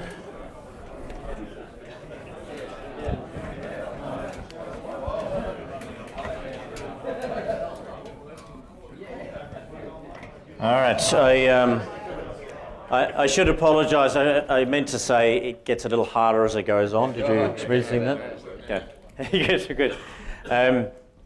It does remind me of a quote. Leaders can be more resilient and have greater resonance when they experience optimism, hope, and compassion. As you went through that exercise, how many of you did experience optimism, hope, and compassion? At the start, excellent, and then it spiraled after that. Excellent, excellent. Yeah, so a little bit tricky. I'll go through the answers later. Is anyone desperate to get the answers? Yes. There'll be somebody. We'll come back to that later. We'll talk about impulse control as well to help you deal with that. Yeah. It's never a good thing. I'm actually interested in the emotions that you experienced before we even started the test. So you haven't seen a word, you would have experienced some emotional response to the challenge coming your way. What was it? Who was excited? Who was excited? Oh, look at this table. Wow, just a world of excitement over here. And why were you excited, Cameron? What was the nature of what drove that excitement? Probably challenge and hope. I love word games. Just another chance to show how smart I am to the whole group. Is that where you're coming from? Pretty much, yeah. Yeah, excellent, excellent. Never again. But having said that, when we talk about positivity, the research around positivity, obviously it's in spades now in terms of positive psychology. Don't underestimate the power of that positive emotion in terms of health, in terms of performance. In fact, you can't have flow and high performance without positive emotion. It's an entry point to me being at my best. I'm not going to get there from panic or from distress. So really nice place to go. Did that positivity hold? It came good once that one came up. Got that one. Got that one, yeah. And there's about 5 anagrams in that one. Yeah, not positive. And you can just go on. Yeah. Excellent. Cool. Who else? Who else started with a different emotion? Yes, please, Greg. It wasn't fear, but I guess English not my strongest strength, so then Right. I had some concern that I mightn't get any right. I may not be able to do this. Yes, and concern, then, nailed a few and then went, oh, this is all right. Yeah. I mean, concern is definitely on that stress family emotion. It's on the left-hand side of what we were talking about there before. I'm concerned because I'm concerned that I might not get so many words in this test. Was that the nature of Greg's concern? Really? Because somebody else might be sitting there with, I am hopeless at word games. Wow, I love life. Won't it be interesting to see how I go and see how others go? Joy. I didn't come here to do a test. This is just unbelievable. Rage. Here we go again. I'm just going to be shown up to being pathetic. Sadness. He chose to go with concern. Why? Yeah, well, maybe that was a driver. Interesting. What's the emotion? Why am I having that emotion? And is it appropriate for me to get the best outcome in this scenario? when really we know a positive start would have been a much better place to go. Cool. Who else? Who else had a different emotion before we even started? Actually, can we get scores before? Who got 10? I didn't see 10 as I was wandering around. 5 or more? 5 or more? 4? Okay, good. Really good. Yeah. 3? 2? Good. And not going to go any further. Didn't come here to bring shame. And we've got one over here. Excellent. Who can talk about their journey as they went through those 10 questions? Who's able to share the experience they had navigating through that exercise? Yes, please. I thought the first one was, like I said, quite easy. Yeah. It started off easy, and then I went blank for the next 4, and I thought, come on, get your act together. Yeah. And then got the next 3, and okay, towards the end. Interesting. Brought myself back into the game. That's fantastic. And so that blank period is an interesting one, isn't it? Where did your brain go during that blank period? Yeah, it went blank, absolutely struggling to try and, okay, what is this? Yeah. On track. And just couldn't. So, it's really clear, and I'm sure you know this, but when you're in a stress response, your perspective drops to about 30 degrees. When you're in a flourishing place, this creativity just unfolds to this 270 degrees of possibility. Quite a different angle, isn't it? When I'm here, again, you wouldn't be able to see your own name scrambled there, let alone what might could be there. Who else has had an interesting experience? Who can take me through their experience? Anybody else? Well, I had, when past behaviour came in straight away. Yeah. I'm not good at this. Yes. But I said to myself, the first one gave me confidence. I got that one. Yes. I said, I'll give this a crack. And then it got harder, and I said, okay. And then I sort of tuned out a little bit. But I don't know, I felt that I'm going to do this, like you said before. Nice. The positive side of it. Good. But, and I came good with the last couple. So. Yeah, it's interesting as you get into that exercise. What was the best result that you could get? It's not 10. What's the best result you could get? You guys know this. It's personal best, isn't it? Personal best. If English is my second language, if I'm not so good at words, if blah, blah, blah, blah, my PB might be 5. Okay, well, how did I go with that? Well, the more likely outcome to get 5 is to stay in that state of calm and take each at its merits, as opposed to, I didn't get that one or the previous one, oh my goodness, I'm not going to get any of these, then what will people think of me? Will I have any friends left? My Facebook will be a disaster, it's just going to be horrendous. In fact, I might even lose my job, I'll be in the gutter, life will be awful. But interesting. Anybody else want to share some of their yes, please? My attitude towards it changed as I went through it. So obviously, like a lot of people, the first one, got it right. Yeah. The next couple. So then I actually, visible thought process, I changed the way I was trying to do it. Right. So I started writing the letters down. Right. To try and just change, perception of what I was trying to do. You know what, I actually felt you doing that because I didn't need to look at you, I looked at the other 3 who were looking at you going, oh my God, he's getting every word correct.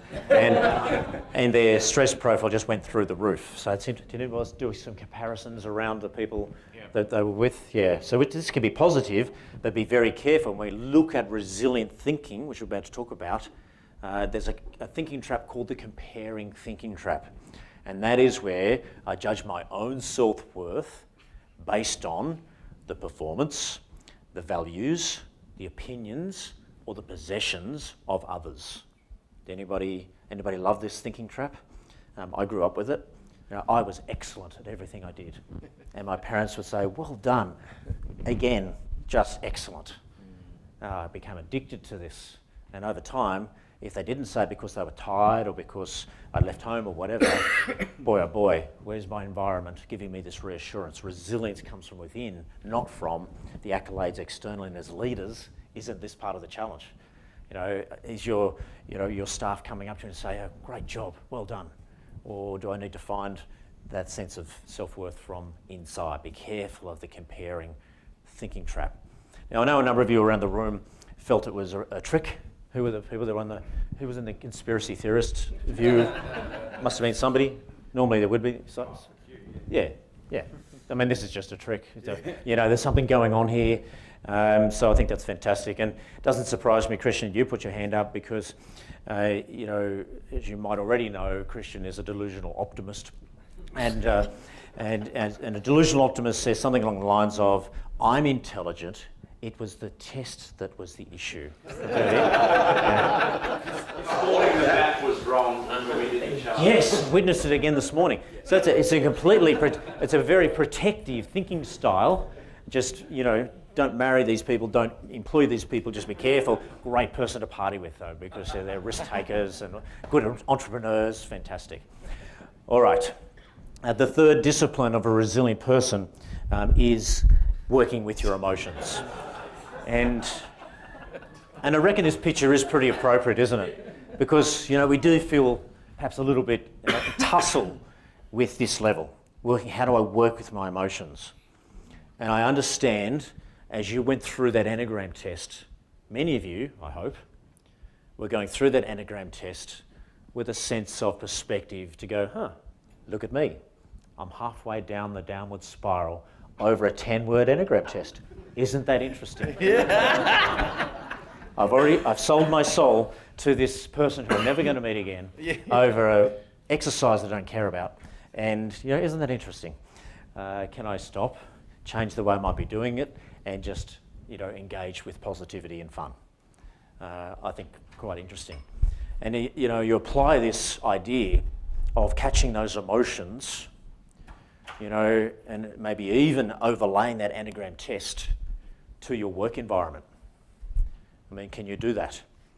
In your day, who was saying to me the other day, it seems like every hour a new challenge from a new party comes at you. And how do you deal with that? Change it, master it, and keep the whole master of ceremonies role that you do have in a good space, in a way that Enneagram test was 10 challenges coming away in a similar. Anybody want to talk to that, the parallels you might be able to draw into that work environment of being in your roles? Can you see the relationship? Or is there none?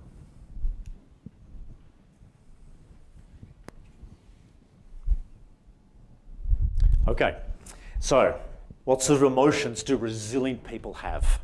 Anybody want to talk to that? Sorry? Positive, for sure. We look at, and you'll see an opportunity, if you want to, you can see it in your notes there on page 9, resilient emotions. People that are having resilient emotions absolutely spend more time in positive emotions than negative emotions. We know this again in terms of health, happiness, performance, fundamental. Barbara Fredrickson talks about this ratio, positivity ratio of 3 to 1. That's changing, I guess. That's evolving to a ratio around 5 to 1 is where resilient, flourishing people spend time. Not 30 to 1, people want to shoot you. But certainly not 1 to 1, downward spiral. And so it's much more in the favour of positive emotions is where you want to be spending time in terms of mental health, but also performance. Equally, I read a quote a couple of years ago that said the fundamental role of leadership is to create positivity in those they lead. What do you think about that? Yep. Is it too narrow a comment? First reading, surely there's more to it than that. But actually it's a fairly wide-ranging statement once you expand and explore that. Fundamental role of leadership is to create positivity in those they lead. If you are nurturing a team that is 1 to 1 on this ratio, you'll have staff turnover, you'll have no discretionary effort, you'll have all sorts of dramas going on. So positive to negative is fundamental to resilience and health, happiness and performance. But resilient people also are aware some emotions are functional, take me and others forward, and some emotions are completely dysfunctional. In the break, I was chatting to someone who mentioned one of the most dysfunctional emotions being guilt, which I think is interesting.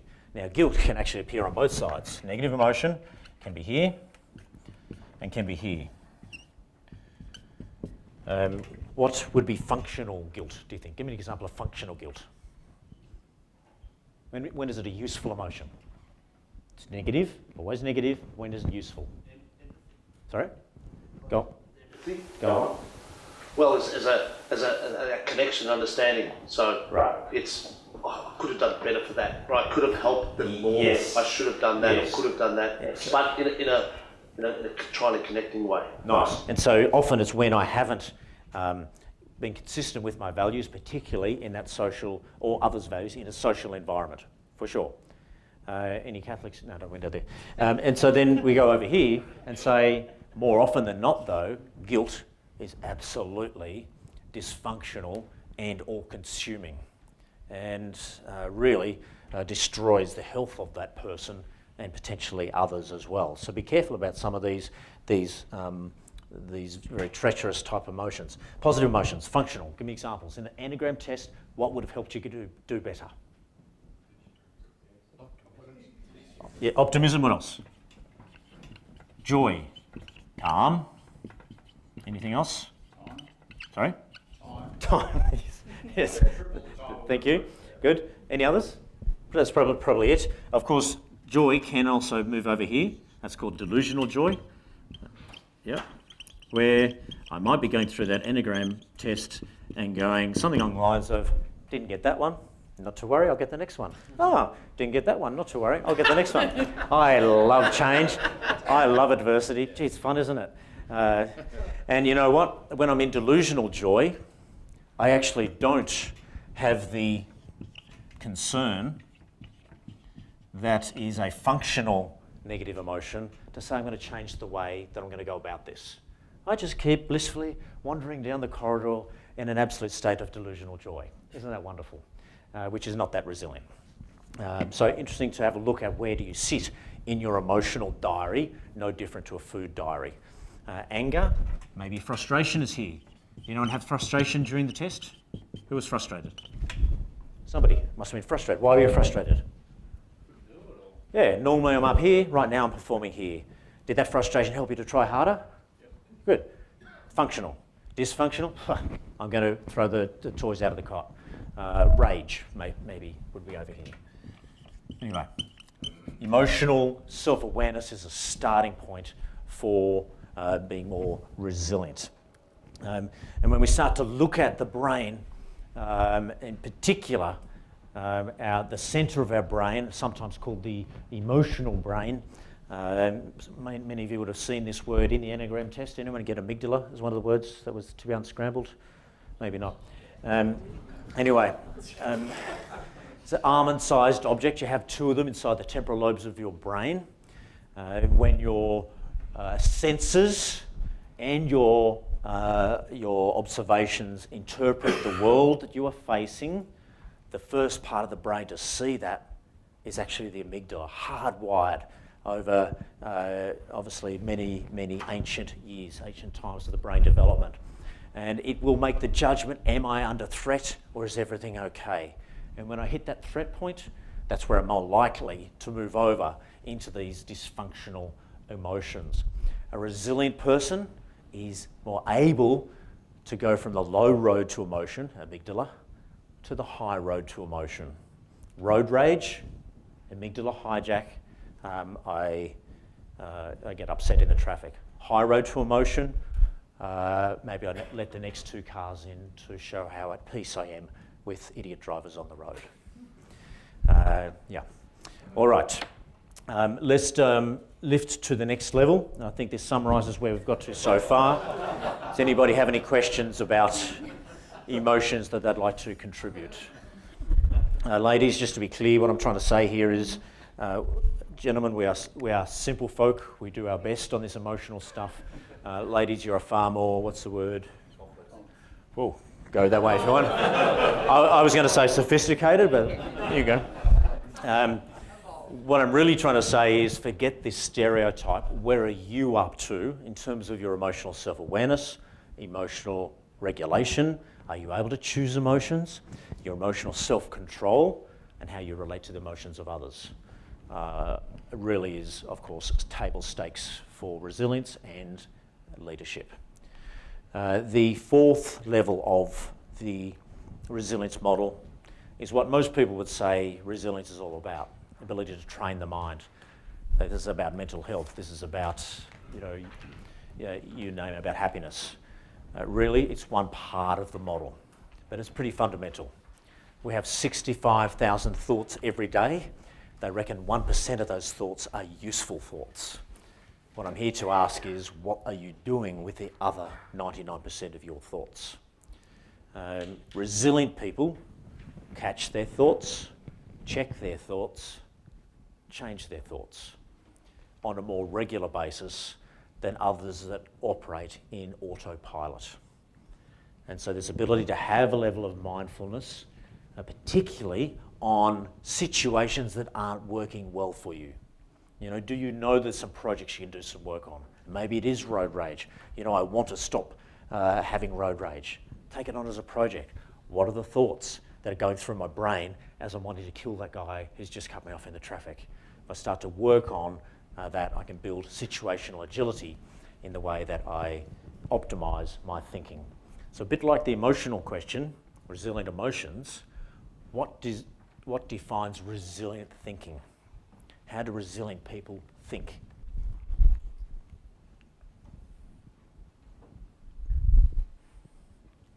Suggestions, please. How do resilient people think? What's the nature of their conversation? Absolutely positive. And in cognitive language, it's called optimism. So absolutely, it's about optimism is one aspect of resilient thinking. And as we look at optimism as a concept, is resilience all about optimism? Well, I don't know.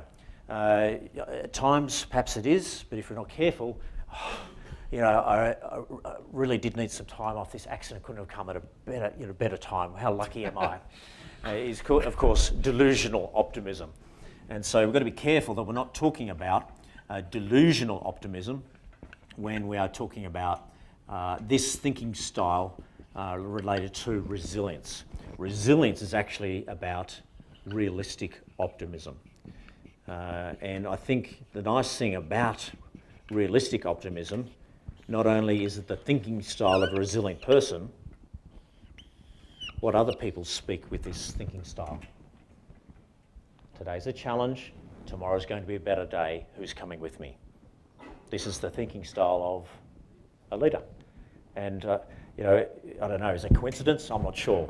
Or is it that leaders, good leaders, effective leaders, just so happen to be highly resilient as well? And one of those parallels is very much the thinking style. What is your thinking style? Don't worry if you don't fit in here yet, there's more. Maybe your thinking style is a pragmatic pessimist. And think about you, think about your staff, think about people you know. Maybe you're a pragmatic pessimist. Or also called a realist. I'm not a pragmatic pessimist, I'm a realist. What sort of careers tend to operate here? Some of you are here, I know you are. Accountants, thank you. Who are the accountants in the room? I know there's a couple. Yep, and measure twice, cut once, as my grandfather used to say. You know, I don't want to make a mistake. Up here, why even measure? Just to get it there and do it. What do you mean there's no cash in the business?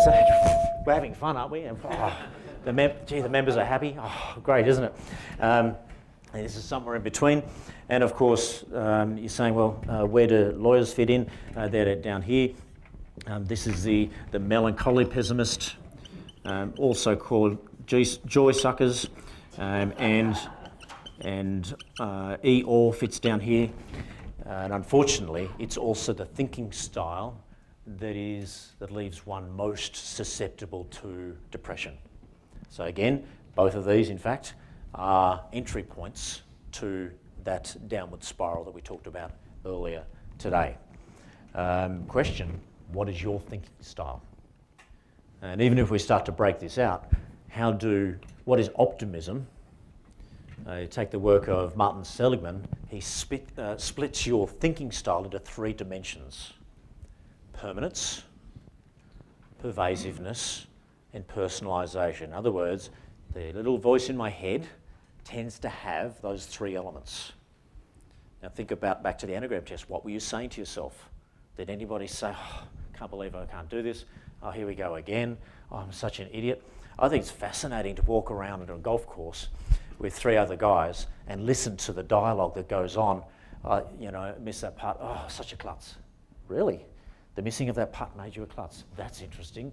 And on the pervasiveness scale, wow, super pervasive. Oh, I'm such an idiot. Oh, that's interesting. Let's go with that one. So when we start to look at these dimensions and a bad event happens, like I missed a word in an anagram test, what does the delusional optimist say? First dimension, permanence.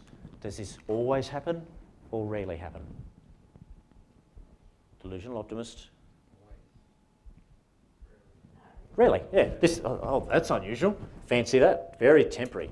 I don't often miss words in an anagram test because actually I'm pretty sensational. Second dimension, global pervasiveness. Is this a global representation of who I am, or is it quite specific? And of course, a delusional optimist will take that bad event and say, oh, it's quite specific. I'm really good at most other things, particularly intellectual and sporting. And then the last dimension, which way will the delusional optimist go when they miss a word in an anagram test? Will they externalise it, blame others, or take accountability and blame themselves? Which way will they go? Definitely blame others, for sure. So, you know, I'm intelligent, it was a test that was the problem. I'm sensational, the test was the drama.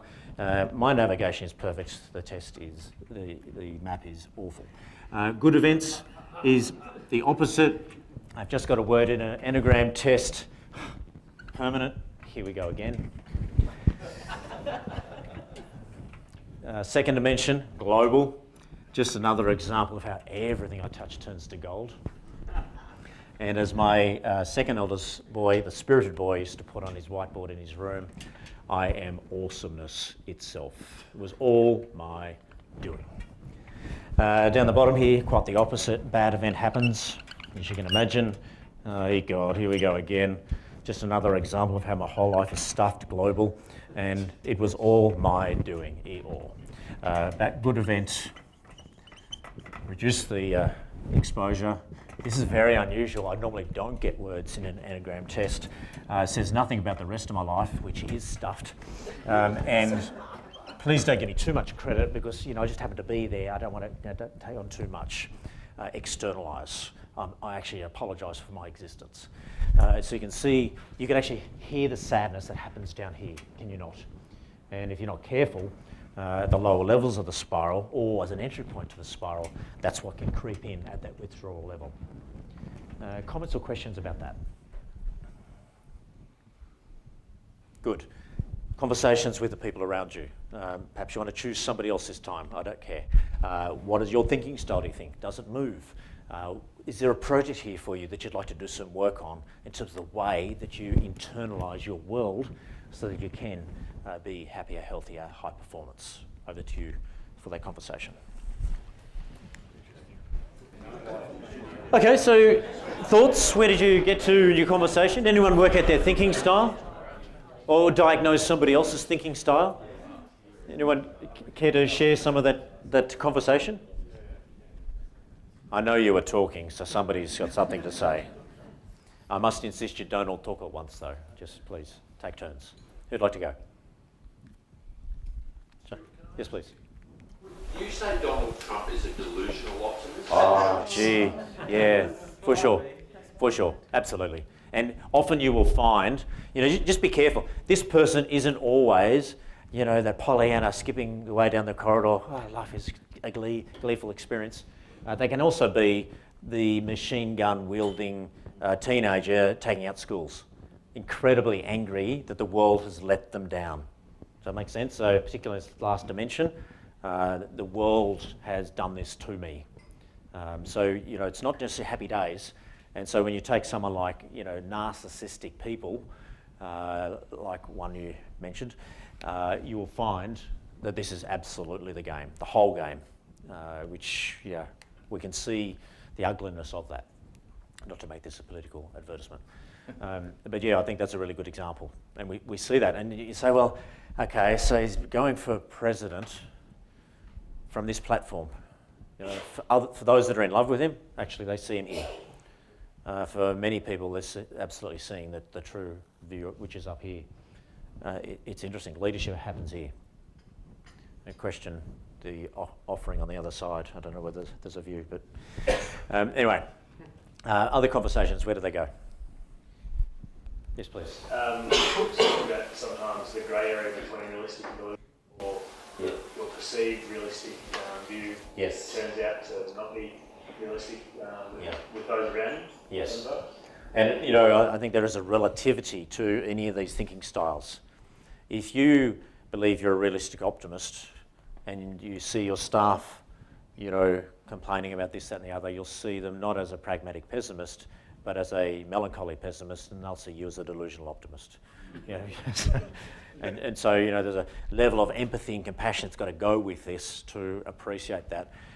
What I'd also say is, in a way, I've misled by saying resilience equals realistic optimism. Resilience equals thinking style agility.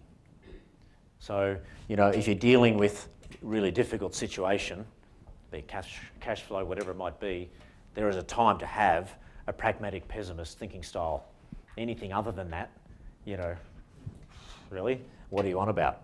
What are the risks? How are we going to fix it? What's blah, blah, blah, blah, blah. You know, and at times, it's about saying, right, now we've got this new opportunity. Let's think of all the amazing things we could do to, you know, hyper load this thing into the universe. On balance, it sort of kind of needs to be here. But every thinking style has its place. Question is it appropriate to the situation that you're dealing with? Other places your conversations took you on this? There's a lot of work you can do here. Catching that thought, checking that thought, changing that thought. What thinking style am I using? Is it appropriate? Do I want to change it? Other conversations. Can I hear some of your thinking styles during the Enneagram test? What were you saying to yourselves? Was anybody aware of those thoughts, or were they sort of kind of in your subconscious? That was actually my question a bit is because I sort of turned to my kids, but they're like, at what age is all this really set? You know, it isn't set. It isn't set. It isn't set. Resilience is a learnable competency. This is now well established, and you know all the research coming out around neuroplasticity and so on and so forth. You know, it's like when you you know, go overseas and driving on the other side of the road. You know, the first days are just unbelievably clunky, and then before you know it, you got it nailed. You've rewired your brain to accept that this is fine. And then, of course, you come back to Australia and go, it's clunky again until I rewire, and then you're off again. You are continually rewiring your brain with the choices and the interpretations and the emotions that you're experiencing. So there really is a huge opportunity. Easier to do this at the age of 5 than at the age of 50, I grant you. But if you want to take on projects to change the way that you approach situations, you know, the sky's the limit. And we also talked about just the changing social media landscape and what that's doing to people, because it's beyond understanding. Yeah, look, it really just it just manifests the comparing thinking trap. The whole social media, I mean, it has lots of positive aspects to it. But as a father of a 16-year-old daughter, boy, I've seen it, you know, so ugly in so many ways. Boy, oh boy. They're really at a vulnerable age anyway, where the comparing piece is so prevalent. Any other thoughts around thinking styles and optimism and so on? Maybe as it relates to your work. Maybe it is. Any other thoughts? Yeah, please. If we all tried to find which box we're in that scale, I mean, if you draw a comparison to a round of golf, and you'd probably, everyone in here would probably put themselves in delusional optimism on the good side. Yes. Before they say, oh, and find themselves in the bad side, melancholy at the end of the game, most times. Maybe. Or do you have the wherewithal to catch those pessimistic thoughts kicking in and say, actually, every shot is a new shot? I mean, I truly try to apply this stuff in my golf game, even though I'm still on the handicap. You know, talent will take you only so far, this stuff, whatever. The stage where you're going to shit anyways, you don't care. Yeah, well, that's right. And over-caring is the issue. When you over-care, that's the problem. And so again, that's ego. Say, oh, geez, I must get a really good score. Actually, I'm going to stay in the moment, and with this shot, I'm going to do the best I can. Versus the whole pessimism creeps in and informs the next shot that you're about to hit over that creek. I think it's this isn't about your work at all. You've come here today to improve your golf handicaps. Hopefully that's. Has anybody worked that out yet? Good, excellent. All right, let's move forward. Again, maybe you want to work on vegetables. Perhaps you want to work on your sleep. Maybe you want to work on where your emotions are up to. Perhaps you want to work on your thinking style. I don't know. There's projects all the way through here, should you choose to lean into that. One last comment here before we get to the spiritual level is a very simple model. You can see it there on the bottom of your page 10. In a way, I mentioned this earlier, to say there really are only a couple of choices open to you when things change. Really, if you can give me a fifth choice, I'll take it. But I think I'm pretty sure there's only 4. 2 of them are resilient, 2 of them are not resilient. 2 of them you do something, 2 of them you don't. And over here we've got the rumination option. It's attractive, it's comfortable, it's quite alluring. Do we like this? The circular conversation around the treachery of what's just happened. We like to call this the bitch and moan cycle. Does anybody spend some time here? It's a nice sand pit. Does anyone climb into it occasionally and bring others into it as well? Because it's fun to have others in there with you. Things are really tough around here. Maybe your staff are there, maybe you're there occasionally. This is not resilient, but it's being human. The question is how long you spend here. Do you recognise that you're ruminating around frustration or anger or guilt or fear? Am I able to shift to at least this place of making peace with my situation? There's changes happened, but I'm actually happy to go with the flow. No, seriously, go with the flow. Otherwise, you're still back in the rumination mode. I'm just going to go with it. I can't change it. I'm just going to go with it. That's okay. So I've just been cut off in the traffic. I'm not going to get angry anymore or have this little internal conversation. I am going to let the next 2 cars in and make peace with that situation. Or better, maybe what I could do is follow that person home and in a really gentle way, just say, look, you may not have even seen what you did, but I'm just trying to help improve your driving standard, and I don't mean any harm. I just wanted to be, positive. Is one option. The other option is to follow that person home, slash their tyres, kill their gnomes, and feel pretty good about that. But in a way, to me, this is a model for saying what choice am I making every time my world changes. Which sandpit do I find myself in? Is it over here, or can I move more quickly into here? And I think it really does underpin resilience, self and others. All right, let's move up to the last level, which is around spirit and spirit in action. We could do about 10 days on this one. We won't, but at least to lead into this conversation, I reckon this is ultimately where health, happiness, performance, resilience comes together. You can play really hard on the first 4 levels of this model. But it's at this level, and Craig talked about this a little last night as well, it's at this level where you're asking the questions of why, in what way, with what values, what is my purpose, how am I treating others, what do I believe in, what is my bigger picture? Are these sorts of questions that really give you the context. And I'm sure if you've got more answers up here, that small stuff that does get in the way of your life becomes less relevant, because this is actually the context where you measure what's going on. I don't want to push this too hard, but I think it's fair to say that I haven't worked with such a fantastic group as this one. Fine, I tried. I was trying to do my best to make that authentic. You saw through it. Sorry about that. But it's sort of kind of true. So I want to give you 5 gifts as a result of of that. And don't think I do this for every group. The first gift coming your way is an enormous pot of money. You may want to write these down unless you've been into your omega-3s. An enormous pot of money is coming your way, more than you could ever spend. Number 2 is your job. Some of you call it your vocation, but let's call it your job for now. Number 3, good relationships. Who wouldn't want that? Number 4, good health. Been talking a fair bit about that today. And number 5, your spiritual growth. I think the first 4 are self-evident. Last one, what does that one mean to you? Can I have a few words on what does spiritual growth mean for you? It'll be different for everybody, which is a nice thing about it. What does it mean for you? Who's happy to put a couple of words to it? Sense of calm.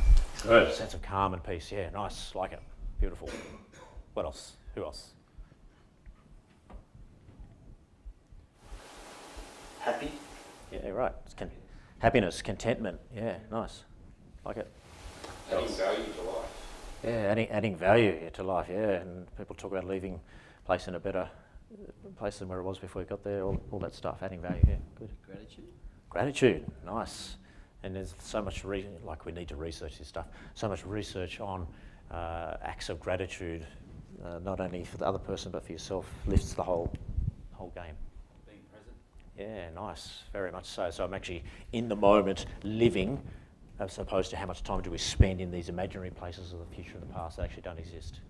Yeah. Others? Nice. So it's actually it is about that interaction. It is about the social aspect of our lives. Enjoy those 5 gifts. I'm a very bad counter. I need one of them back right now. Don't think too long and hard about it. Give me one back. What's it going to be? Don't think too long and hard. What are you giving me back? Money. Thank you. Who else? Good health. Oh, interesting. Others? No judgment there. Others? Job? Who said job? I don't know yet. Enjoy those 4 gifts. How many did I say? 4. No, I meant 3. Sorry, I meant 3. You can keep 3. I won't be back for more. I need one more though. Who gave me money over here? What's it going to be this time? Good relationship. Yeah, good relationships. Wow, interesting. Who else?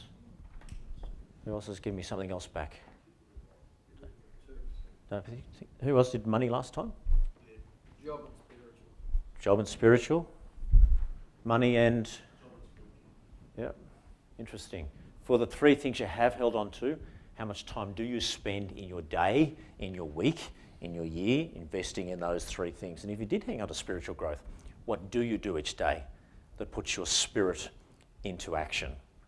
For those of you that did give up money and job, there's a few of you here I'm sure, you're on your way to Nimbin as we speak.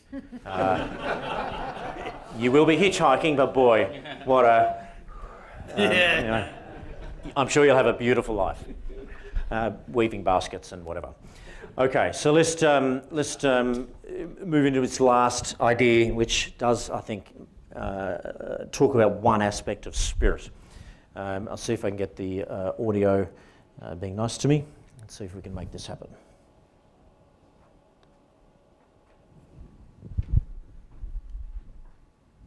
Or not. Try again. Oh, is that what it does, is it? Feel it. Like literally.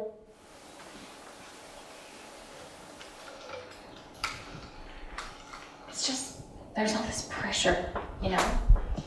And sometimes it feels like it's right up on me. And I can just feel it, like literally feel it in my head. And it's relentless. And I don't know if it's going to stop. I mean, that's the thing that scares me the most, is that I don't know if it's ever going to stop. A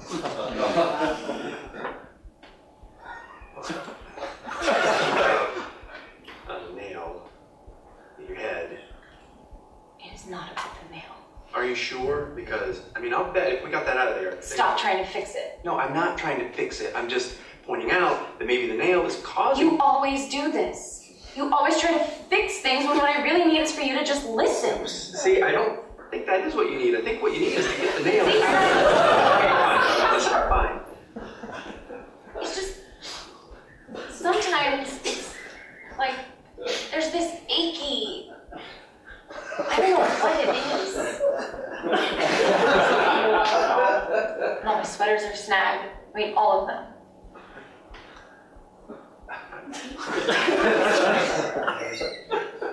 Really hard. It is. Thank you. Come on, if you would just Don't.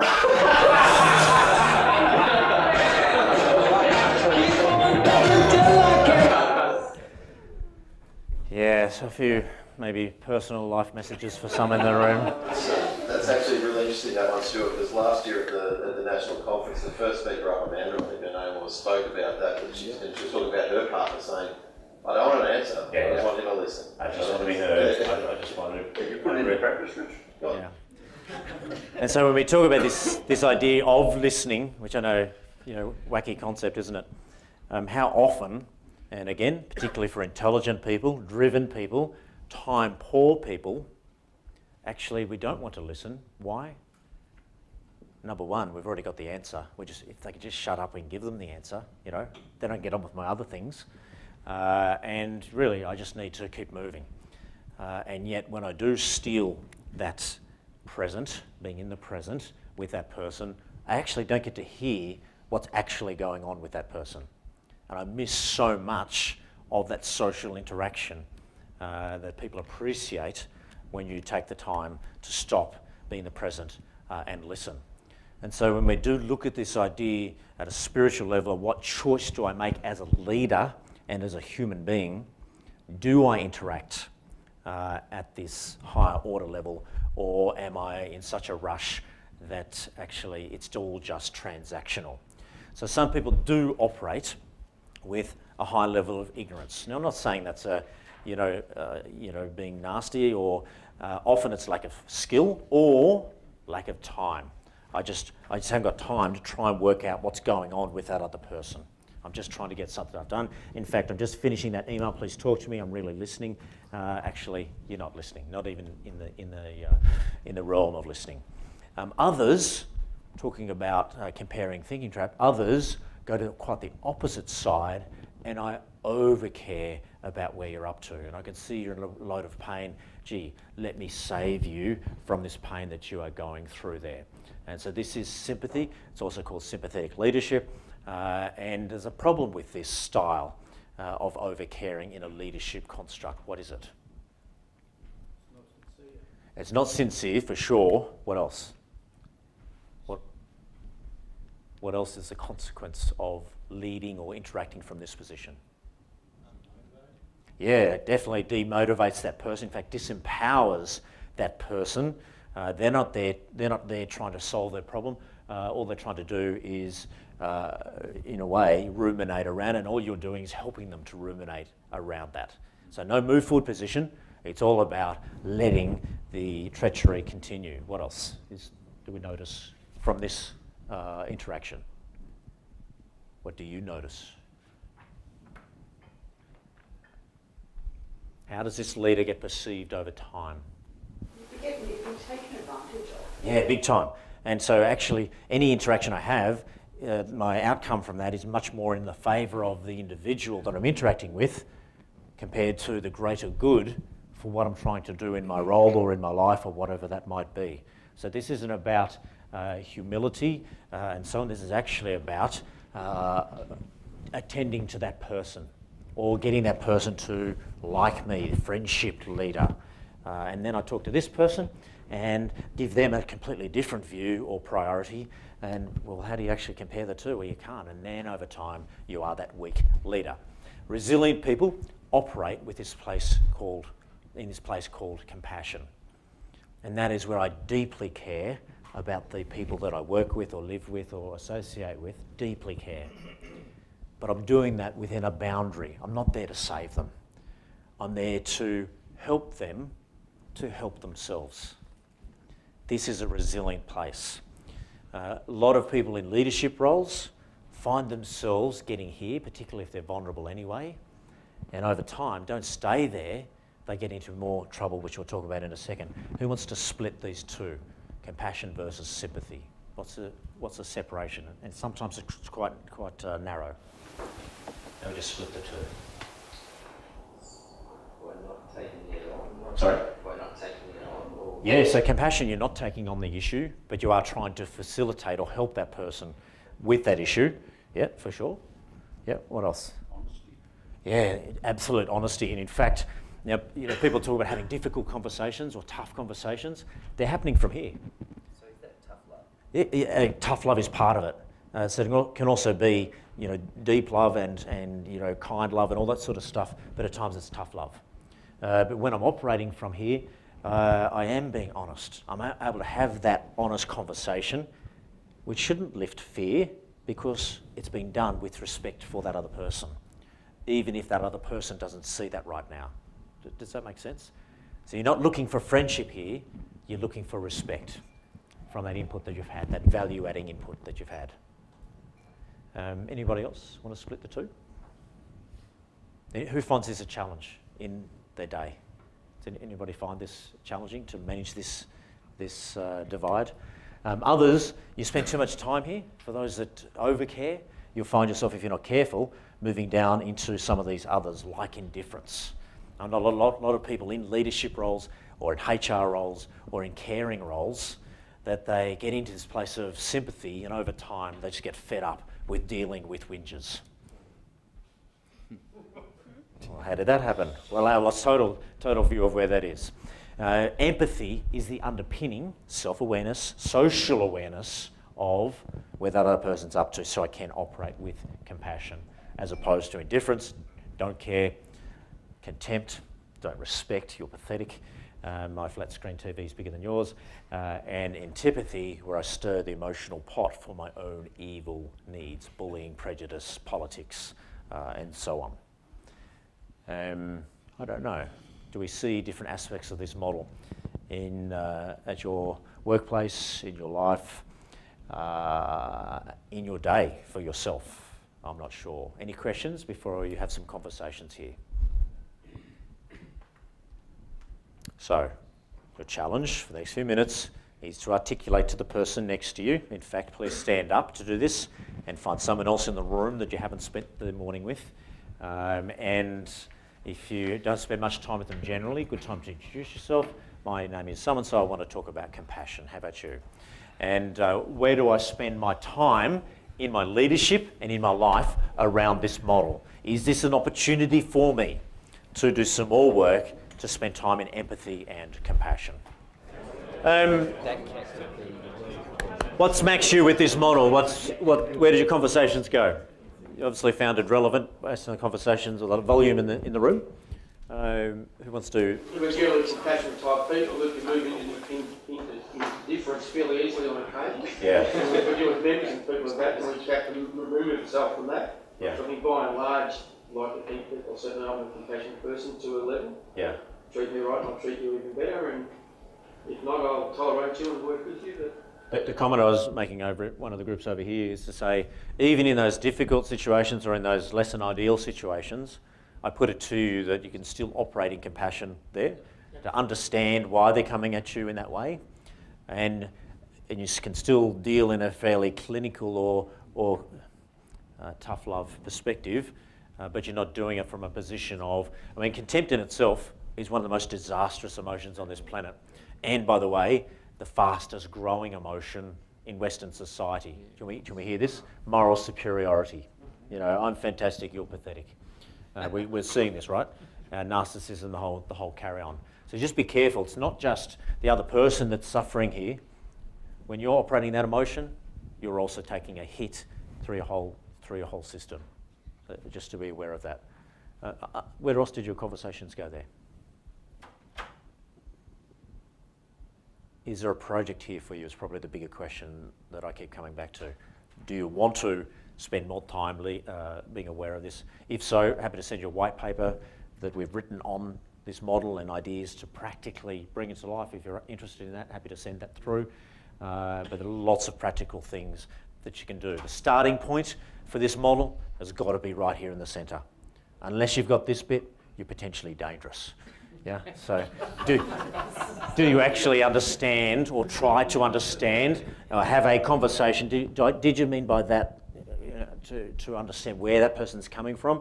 You're not even in the game. It's got to start there. Really has to. Otherwise, yeah. All right. Grab your seats. And look, on the back of that piece, before we just close off on that, we're about to just get into a little bit of goal setting. I do want you to do some homework, and if I send you this white paper, I've got to get back in return, and I need you to promise this, a 3,000 word essay. And the title for this essay, you might want to grab it down, is Compassion is the Ultimate Pathway to Authentic Happiness. Please explain, 3,000 words. So everyone got, let me go again. Compassion is the ultimate pathway to authentic happiness. Please explain. Can you just help me a little bit, and others, with your main points? What points might you make in this essay, just to flesh it out a little? Who wants to start? Sounds like that reference, by the way. Oh yes, absolutely. Back to research references for sure. What are some of the points you might make? We're a networking organisation, so I was thinking plagiarism. Nice. I'm happy with plagiarism, no issues there, good. What points might you make to justify this point? Help me out. Why is compassion the ultimate pathway to authentic happiness? Because it's real. Yeah, because it's authentic, it's real, it's based on trust, it's consistent with my values. When I do things that are consistent with my values, I am at peace with what's going on in my world. Does that make sense? There's a beautiful emotion the Buddhists called equanimity. Have you heard of equanimity? And no matter what's coming at me, it's going to be okay. It'll work out. I'm a good person. I will lean into challenge and I will come through it, just like I have the other times. That's a nice one to explore. What else are you going to say in this essay?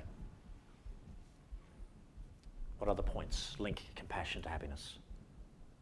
Again, we're here to talk about how do I lift mental health, performance, happiness. There's about 10 dot points you can give me. What are they?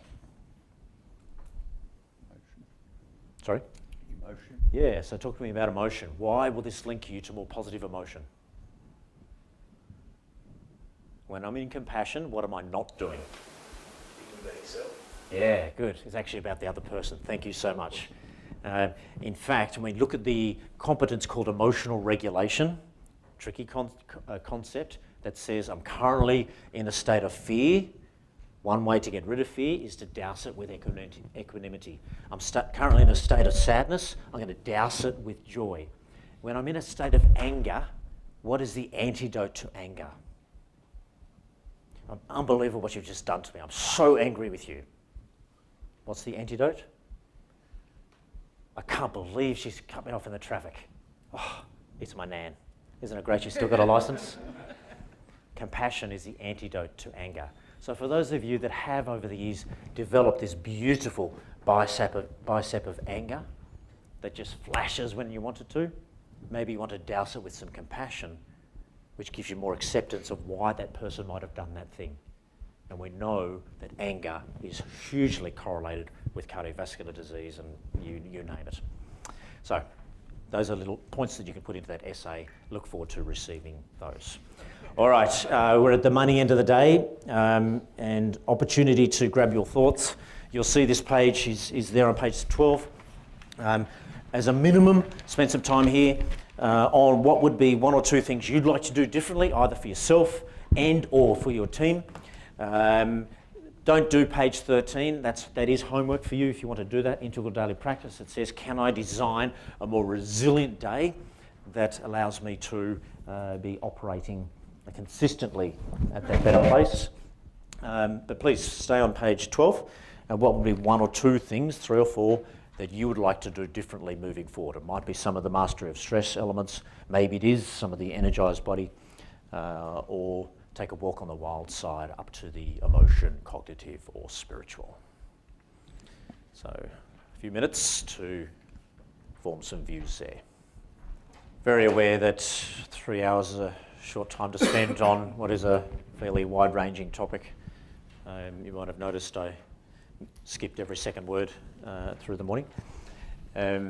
So I highly recommend you book a meeting with yourself to think about what are your key priorities out of the session. And again, there's more information in your diagnostic reports if you go back online and look at the different links. Can I hear from a few of you? What are some of your priorities? Who's sitting there just desperate to share with the room where you're going to take this stuff. And I know you're here, so don't get that fear thing kicking in. What are you going to move forward with? Who's got some clear priorities? I want to listen better. Yeah, great. Nice one.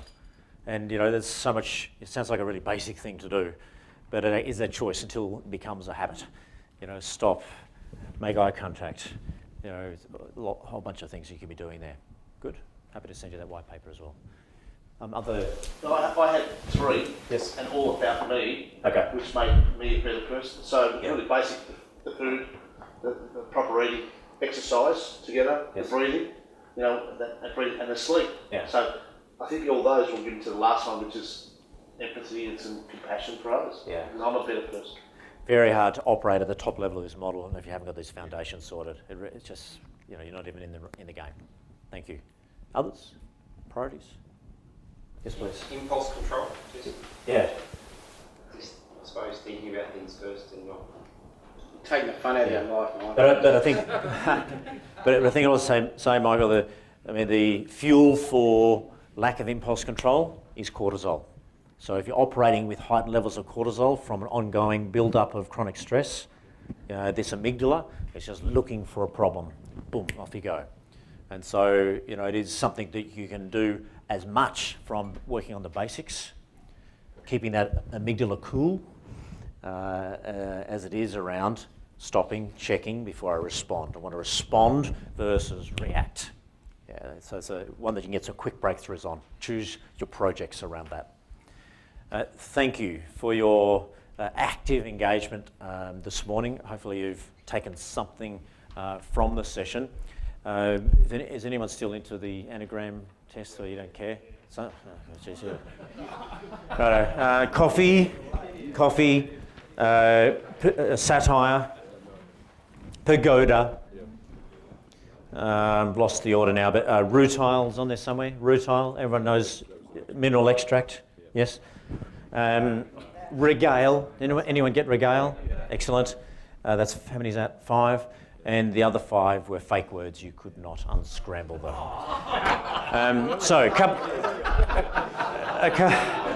How's your impulse control going? A couple of...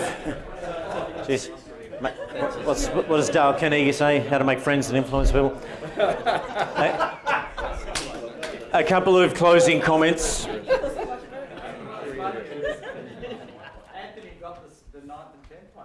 Yeah. Oh, yeah, nice one. Nice.